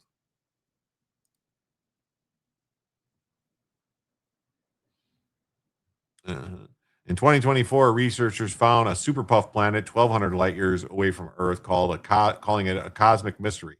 Jupiter, by comparison, is as much as 35 times denser than these two lightweights. The newly found planets have an unusually long orbits. One takes 139 days, and the other takes 232 days to circle the host star, NASA said in a news release. Well, our star takes 365 days to circle the sun, doesn't it? Does it take 365 days for our planets to circle the sun? Why they say they're unusually long, but ours is 365. Does anyone not notice that sounds weird? That they're saying that these planets have unusually long orbits, with one taking 139 days and the other taking 232. The Earth's is 365. Isn't like Jupiter and Saturn and those planets like way, way, way longer too? Orbits around the sun takes like much longer. What are they talking about? Considered rare in the cosmos, super puffs are thought to form around the disk of gas and dust around a newborn star where there is more gas than dust. They shed much of their material over time, stripping down even more. The main reason these planets are interesting to study is that we don't expect to see them at all. They represent a puzzle for us to solve about how these giant planets like Jupiter and the super puffs form. NASA's tally of worlds outside of our solar system currently stands at 6,300 confirmed. Fewer than 40 are super puffs. The sun controls our calendar. Yes. Depends on how far from their star they are. Probably in comparison to their orbits. Oh, in its orbits. Okay. They must be leaving out some context. All planets in our solar system take different times to complete an orbit. Yeah. Ultimately, by studying exotic systems containing rare planet types, we add further pieces to the puzzle of planet formation. Super puffs discovery during Pride Month. Yeah. They didn't call them poofters, though. Super poofters. Close-in planets should orbit around quicker.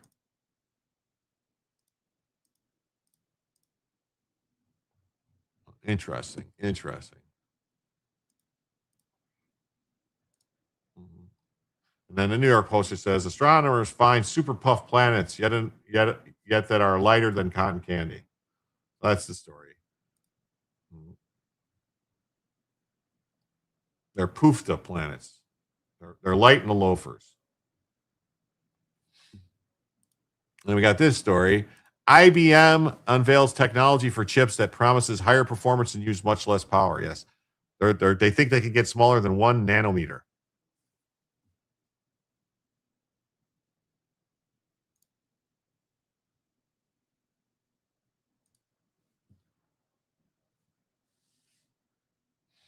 Oh, I saw this. Yeah. We'll get to that in a second. So IBM unveiled a semiconductor technology Thursday that says it could deliver computer chips with 50% better performance while dramatically lowering power consumption. Super poof was me after that super deluxe wet burrito. That's gross. With less mass, they might move faster. Okay. A technology developed by IBM isn't ready for industrial use yet, but Armonk, New York-based company, said it sees a path to production as early as the next 5 years. A breakthrough could mean a major leap forward as the industry races to cram more computing power into smaller devices, even as worries grow over the tech industry's huge energy needs. Good news, NASCAR Mo. Yeah, it is. Taiwan's TSMC is the world leading chip manufacturer, has recently begun mass producing 2 nanometer chips, the current cutting edge of the industry. IBM's new 0.7 nanometer technology would represent a dramatic step beyond that.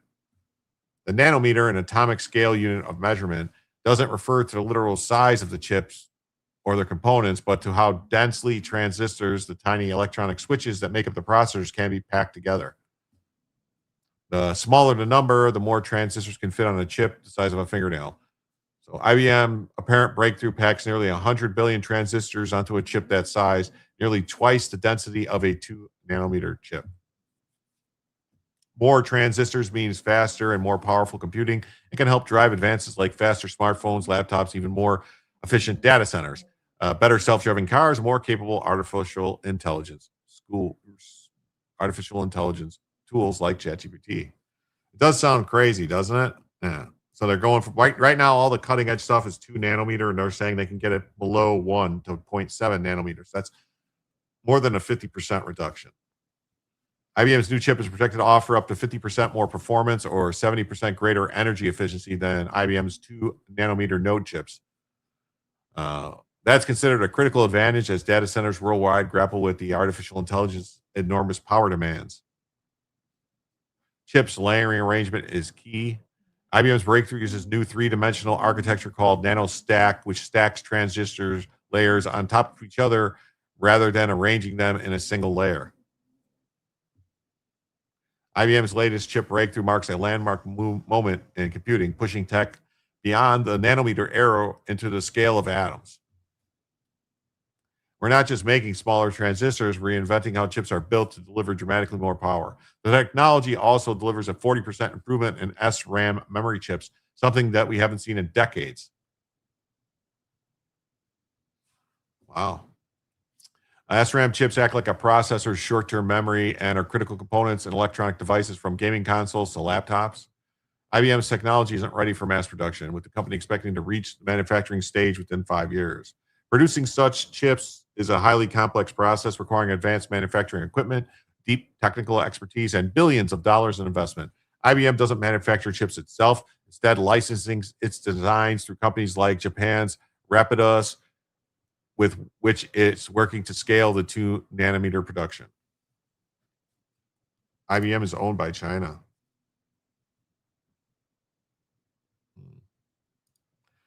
AI developing theory of mind, self-realization, and development should scare the crap out of everybody. Yes, it does. It scares the crap out of me.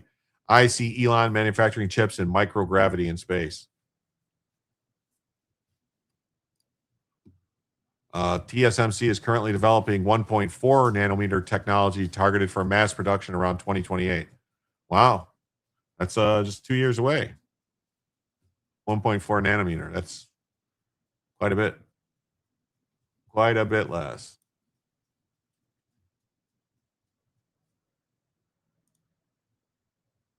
Yeah, some good news. The Florida Attorney General and Governor DeSantis are officially moving to impeach a radical judge who just deemed a woman not guilty by reason of insanity after she drowned her baby, then blamed it on COVID. Impeach the judge and set an example. The mother not only drowned the baby in the tub, but stabbed the husband when he tried to stop it. Judge Miguel de la O claimed she did not understand what she was doing. Attorney General, my office will be drafting articles of impeachment, and we look forward to working with all legislators who will support.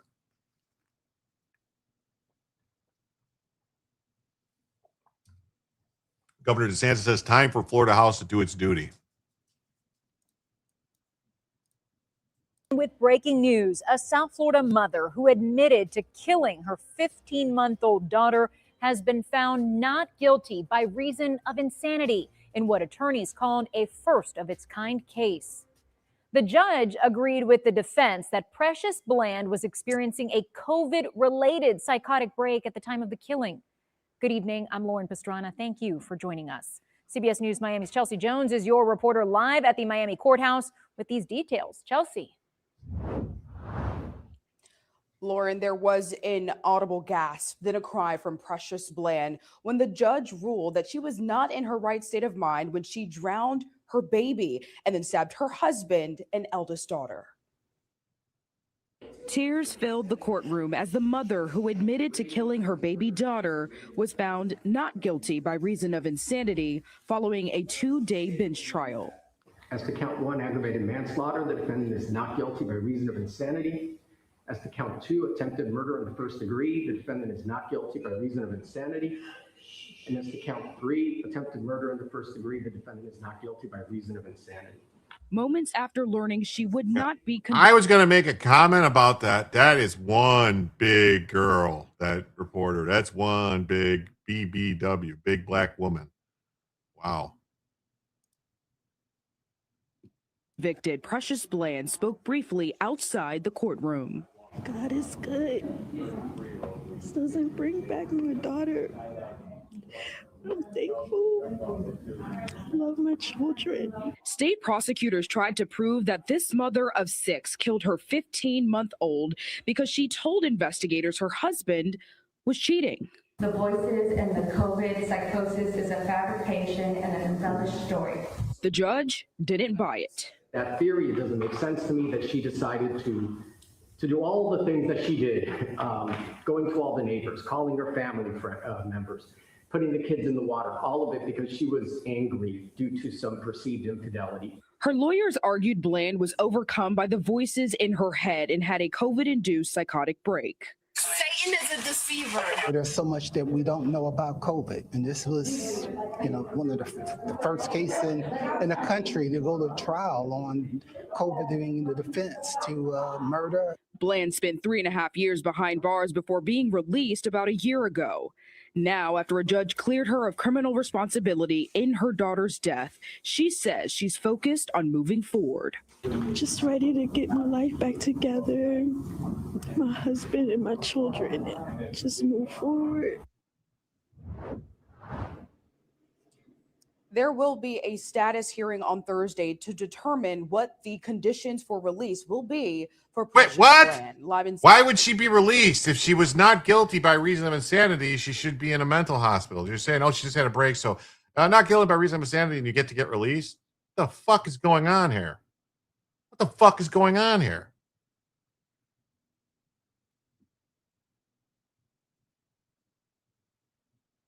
Harry Potter judge, yeah. Is she going to be in a psych ward in a prison? No, they're saying they're going to release her. A status hearing about her conditions of release. What? It's in Florida. This is insane. That's why DeSantis and Altmaier said, no, this judge is getting impeached. This judge has got to go. Yeah, wow.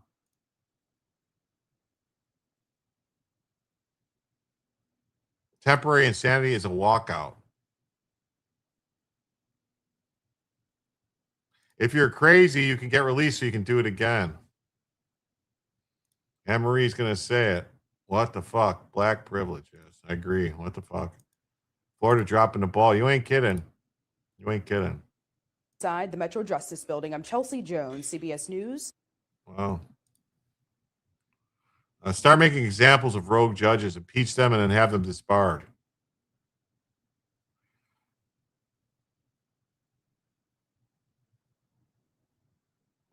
Florida's House, Republican control, has the power to impeach judges with a 2/3 vote, but Speaker Daniel Perez has resisted some of the calls, saying it's for future legislatures. For the future. The prominent recent push for Leon County Circuit Judge Tiffany Baker Carper, she released a convicted sex offender on bond against prosecutors' recommendations, who was later accused of murdering his 5-year-old stepdaughter. This led to Missy's Law tightening bond rules. DeSantis and Altmaier publicly calling the House to impeach her. There's no confirmed evidence or recent reporting that they have formally moved to impeach Judge Miguel de la O, specifically over the bland insanity. Social media posts are circulating this exact framing, but it conflates two stories. DeSantis and Altmaier have criticized Judges Brawley and Altmaier has referenced other Miami-Dade judges in impeachment context. Not this one tied. Well,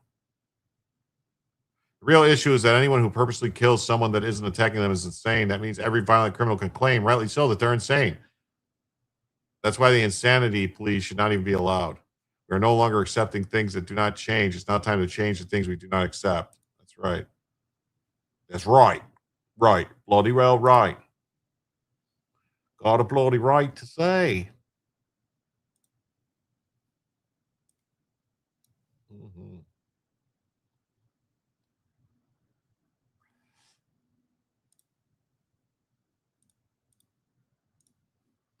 And a twist. The victim's family believed that there wasn't a hit and run, that it was a racially motivated murder, and held a press conference last week. At least one family member believes that the arrested suspect should be freed. Family demands answers after alleged hit and run death of Benton Harbor man. Timothy Johnson is my baby brother. He was killed not by a hit and run, but by the father of a white girl he was dating. He was overheard saying that his daughter was sleeping with an N-word and was going to kill him if he came back to see her again. She never warned my brother about what was being said, but invited him to come back. After not hearing from him, being able to reach him for 3 days, my son contacted the girl and asked where was Tim. She claimed that she hadn't seen him in a week. Then proceeds to say he's probably dead somewhere. Later that evening, his brother and cousin went to, why does this sound insane? The next morning, BHPS showed up at my dad's house to give him the last word. Any parish on the hill. They found my brother dead in a ditch in Sister Lakes. They said it was a hit and run, but we knew it was more than that. No justice, no peace. For the record, the Sheriff's Department has arrested an innocent man. Enrique Martinez did not kill my brother in a hit and run. He was murdered by those people that are being protected. Oh. So they found an illegal alien that hit this guy and killed him.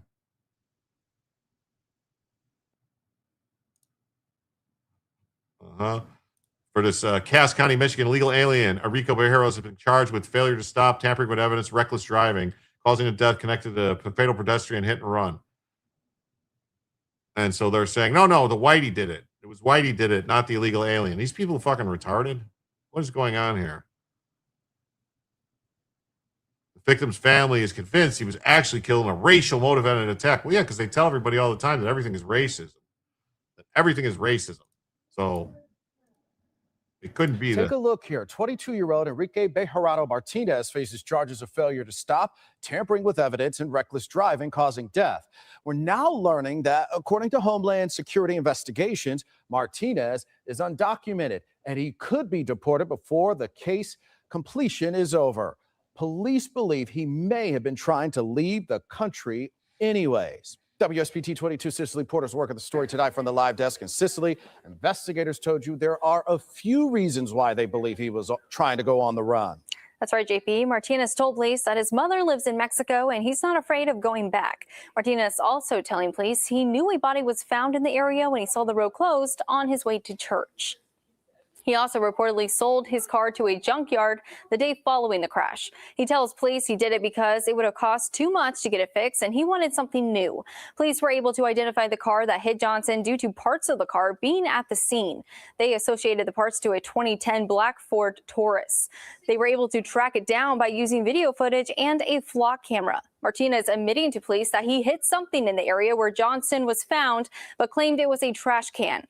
They learned the car was registered to Enrique Bejarano Martinez, who lived less than a mile away from the time of the crash. Martinez then moved to Indianapolis 2 weeks later, which he says was for a job opportunity. Court documents stating Enrique stated that he moved to Indiana for a higher paying job. Enrique was asked when he applied for the job, and he stated June 14th, 2026, 10 days after he had moved out of the residence on M152. And according to the documents, if the bond for Martinez is posted, a detainer with ICE would be placed, meaning he could be deported before this case is even completed. This new information comes less than a week from Johnson's family calling for answers in a press conference. Johnson's family tells me Timothy was loving, kind, and loyal, and that he will deeply be missed. So they got the guy, they found parts of the car. The guy admits to hitting something right there, got rid of the car, moved away. And the family, no, it must have been Whitey did it. Whitey did it. What the hell, man? What is wrong with this country? What is going on? What is going on? Wow.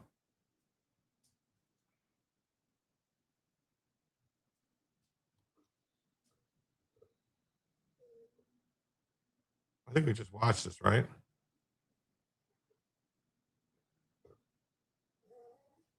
Could be deported before. Take a look here. 22-year-old Enrique Bejarano Martinez faces charges of failure to stop, tampering with evidence, and reckless driving causing death. We're now learning that, according to Homeland Security investigations, Martinez is undocumented and he could be deported. He's an before illegal the case alien. completion is over. Police believe he may have been trying to leave the country anyways. we saw WSPT this. 22 Cicely Porter's work. Oh, we saw this already. This is the exact one we saw. Sorry, everybody. What's it say? The visas these illegals were trying to get by staging fake crimes at U visa. Learn more about it. Yeah, look at this. Matu Patel, an illegal alien from India living in Worcester, Massachusetts, admitted today that conspiring with 10 others to conduct staged armed robberies of convenience stores so the store clerks could falsely claim they were victims. Yes. Yeah. And apply for immigration benefits. Everybody should be banned.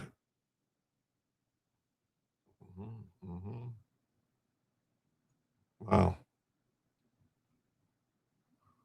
This is crazy.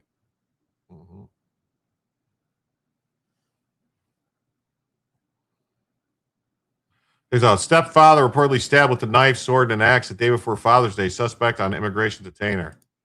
Oh. Is this like a trans or something? Because this kind of looks like either a woman or I can't tell if this is a man or a woman. Disturbing murder over the weekend leaves a family devastated and a neighborhood in disbelief. And police found bloody tools, including a sword and an axe inside of the home. Ari Answer joins us live from Northeast Miami-Dade with the disturbing crime. Ari. Jawan, it was at 3 a.m. Saturday morning. A woman wakes up and finds her husband lying mortally wounded in that house over here behind me. And then police arrived to a scene from a horror movie. You are charged with first-degree murder. That phrase is heard in bond court nearly every day, but the circumstances of the charge against 18-year-old Juan Andres Gonzalez are far from routine. Miami-Dade Sheriff's deputies say they found a gruesome scene inside this home. The young man's stepfather had been stabbed to death, and according to the arrest report, the deputies found a blood-stained knife, a blood-stained sword, and a blood-stained axe. Mr. Gonzalez, you have the most serious of charges against you. Make sure you only talk to your public defender's office or somebody from their office. Everything that you say to anybody, including telephone calls, is being recorded and will be held against you. We know nothing about the motivations in this case. It's still being investigated. But detention officers fitted Gonzalez with a suicide prevention vest, which is usually a sign of severe mental distress. According to the arrest report, this was a premeditated murder. Interior security cameras show Gonzalez changing the angle of those cameras before the crime, so they would not capture the actual violence. My heart goes out to everyone. Yolanda Capron lives next door. She told us she has heard loud arguments coming from that home. But amazingly, this is not the first time tragedy has struck this neighborhood. I've been here 20 years, and on this particular street, there's been 4 murders on the street since I've been here in 20 years. That's incredible. And it's just a coincidence to have something happen on the street like that. Oh. Just an awful coincidence. Yolanda also tells us that there are 2 small children who live in that house, along with the suspect's mother. We don't know what the children saw that night. We do know that that family has to be going through a devastating level of emotional trauma right now. You ain't kidding. A devastating level. Let's see. He's accused of murdering his stepfather with a sword. Oh, look, he's a white guy. Another white guy. Well, Juan, or did whatever his name is a white male. Juan Andres Gonzalez. Huh. Another white guy murderer. There you go.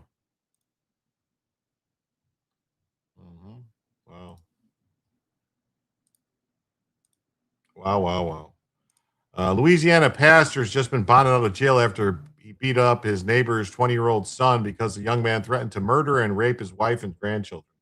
The pastor, Tony Spell, said, as a man, as a father, as a pastor, I can't allow that. He was arrested and charged with battery. Police say he crossed a 4-lane highway and beat the kid into the ground.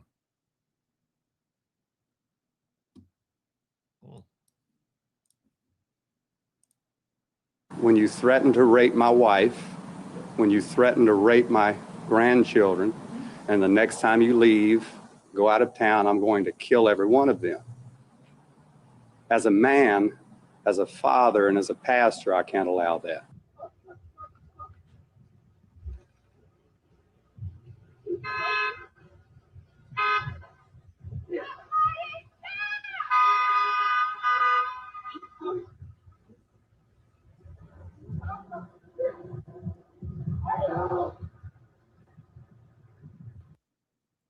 When you threaten to... Okay. Very interesting. He should get a medal, not a trial. If the son was not a kid, that's my kind. The son was not a kid. It's not my kind of pastor. That's my kind of pastor. I mean, it's not a. It looks like somebody who's not that young. But anyway, so these Haitians are all going back. Thanks, SCOTUS. Oh, okay.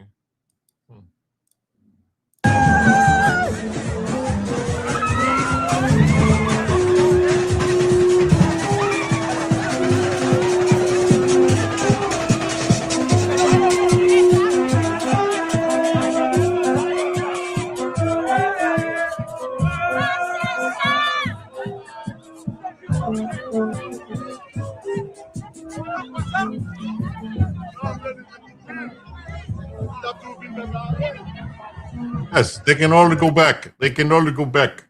They can all go back. They can all go back. They can all go back. Remember these 8 Republicans that voted with the Democrats to block President Trump from ending TPS. Brian Fitzpatrick, Mike Lawler, Don Bacon. Don Bacon's gone. Mariah Elvar Salazar, she's got to go. Jimenez got to go. Rich McCormick, Mike Turner, Ohio's got to go. Mike Carey, Ohio, and Mario Diaz-Balart. They all got to go. Probably Cubans. They know they've been paying for Cubans too long. At least folks from Haiti work. Send them and Rubio back. All right, what are you, nuts? sending Haitians back, or I'll just keep lies about Haitians. Keep lying about the Haitians. Got this story. Judge blocks Trump's new student loan restrictions. Inhale the future, exhale the past, and try not to fart. Numerous felony assaults, but I'm down. Open a can. Good job. Well done. OMG. The judge is Latina, but probably Cuban. It's all rhinos. Lawler and Seligar pushed the Dignidad Act, Amnesty Act. Yeah, fuck them. So, a federal judge blocked the Trump administration from implementing a new rule that would impose lower federal student loan limits for people pursuing graduate degrees in nursing and other healthcare fields. Judge Beryl Howell. Wow, it's always Beryl Howell, isn't it? She's always like she's had a rule against the Trump administration probably 20 times already. Sided with 8 trade organizations, including the American Association of Nurse Practitioners. Oh, well, if they want to give them a loan, why don't the nurse practitioners give them the loans then? If there's that much money to be made there, why is the government? Why is it up to us? These are all key services the federal government should be supporting by welcoming those who wish to enter them. Okay, could. These are policy decisions that aren't supposed to be made by judges. A policy decision is made by the elected branch, not the judicial branch. The Education Department said in statements reviewing the decision will take appropriate actions. Previously defended the caps as necessary to encourage universities to control costs. How can judges just block things that would normally be a congressional policy? They're not supposed to. Under the new limits, borrowers for students enrolled in professional degrees such as law schools and medical schools is capped at $50,000 a year and $200,000 in total, while students pursuing other graduate degrees are limited to $20,000 a year and $100,000 in total. Okay.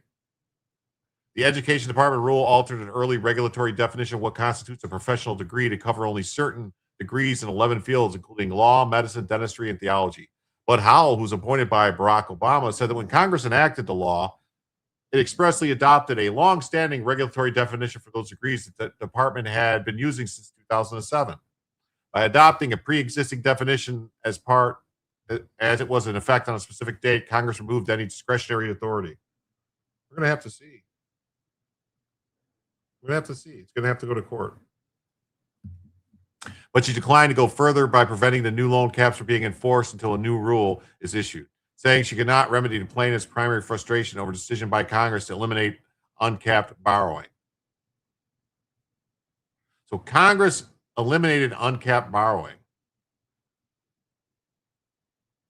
But now they're saying something about what's judicial is supposed to interpret the statute or state federal laws and statutes, and that they don't apply to executive branch deference to enforce the law. Yeah, it's crazy. It's crazy. It's really, really crazy. It is. I mean, I don't get it. I really don't.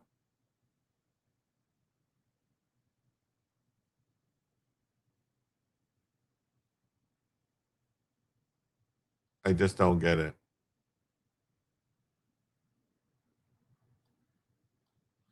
I just don't get it. I just don't get it.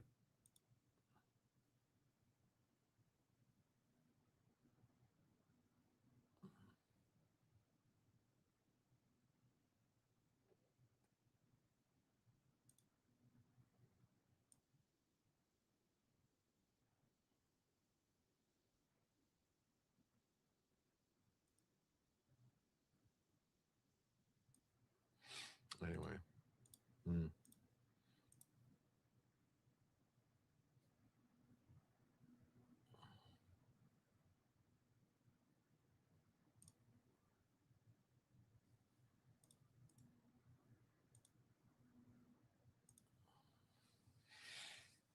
Anyway. Oh, man. Sorry, I'm looking for something else.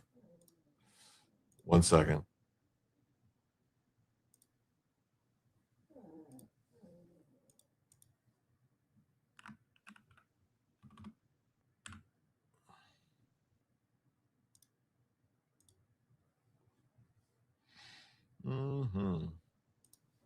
Anyway.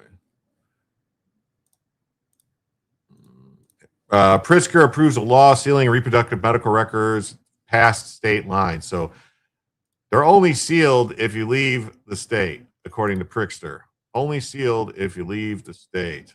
Wow, that's ridiculous, in my opinion. But you know, who am I? Just some tard on the internet.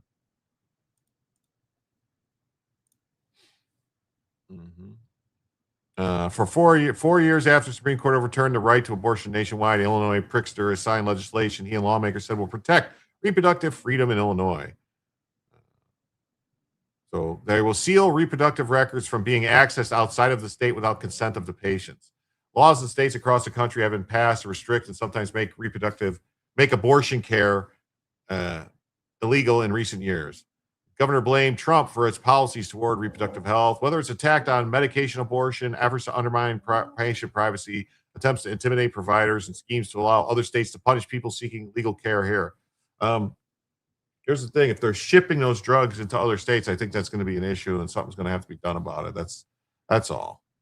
So Villanova folded in gender-affirming services like hormone treatments when talking about protecting the right to abortion. Those records are also covered under the law, according to Lawmaker. So that's what they're worried about. Transing kids, they don't want anyone to find out about it. 1 in 4 people who travel out of state for an abortion come to Illinois. It happens because provider, advocates, and elected leaders make the conscious decision. So the bill fundamentally misinterprets and mischaracterizes what medical record is for private protected communication between healthcare professionals. The governor wants it passed. He wants to campaign on it. And we're going to lose a very important thing. It's complete and accurate medical record. So what they're saying is when you go to get your medical records, you're not going to be able to get your medical records to bring somewhere else. The update specifically will allow pharmacists to dispense and sell an expanded suite of prescription contraceptives will now be required to be covered by Medicaid and state healthcare plans. Medicaid, huh?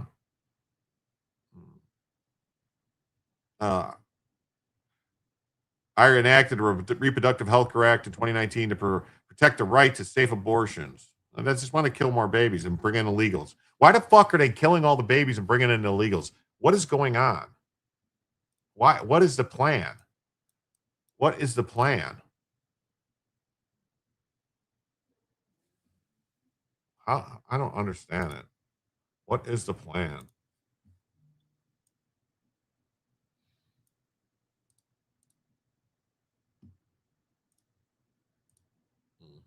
I don't get it.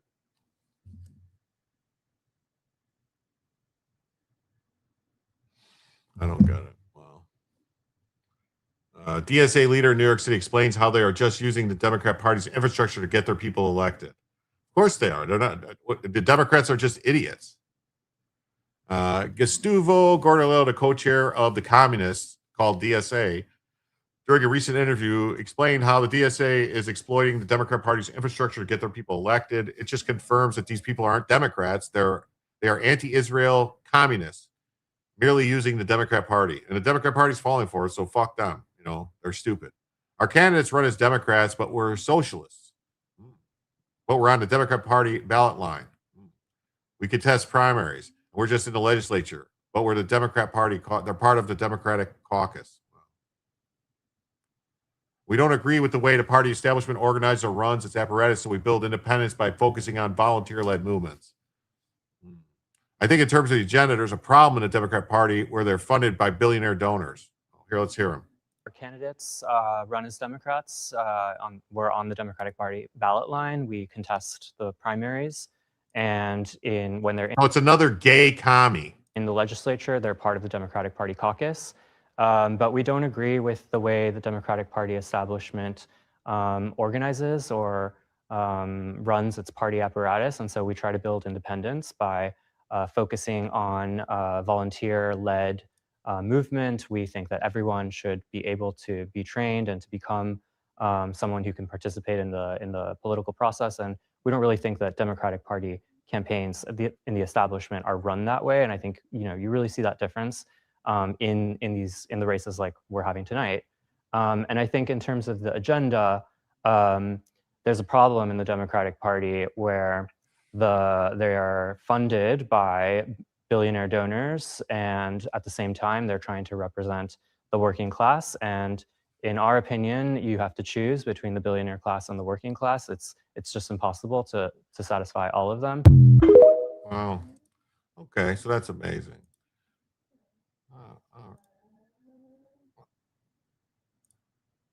All right. Well, we did not hit the goal for the other hour. I want to thank everybody who came by today and ask you all to please hit the like button. Please subscribe if you haven't already. And please come back tomorrow with Jim. Please come back tomorrow so Jim can tell you the news.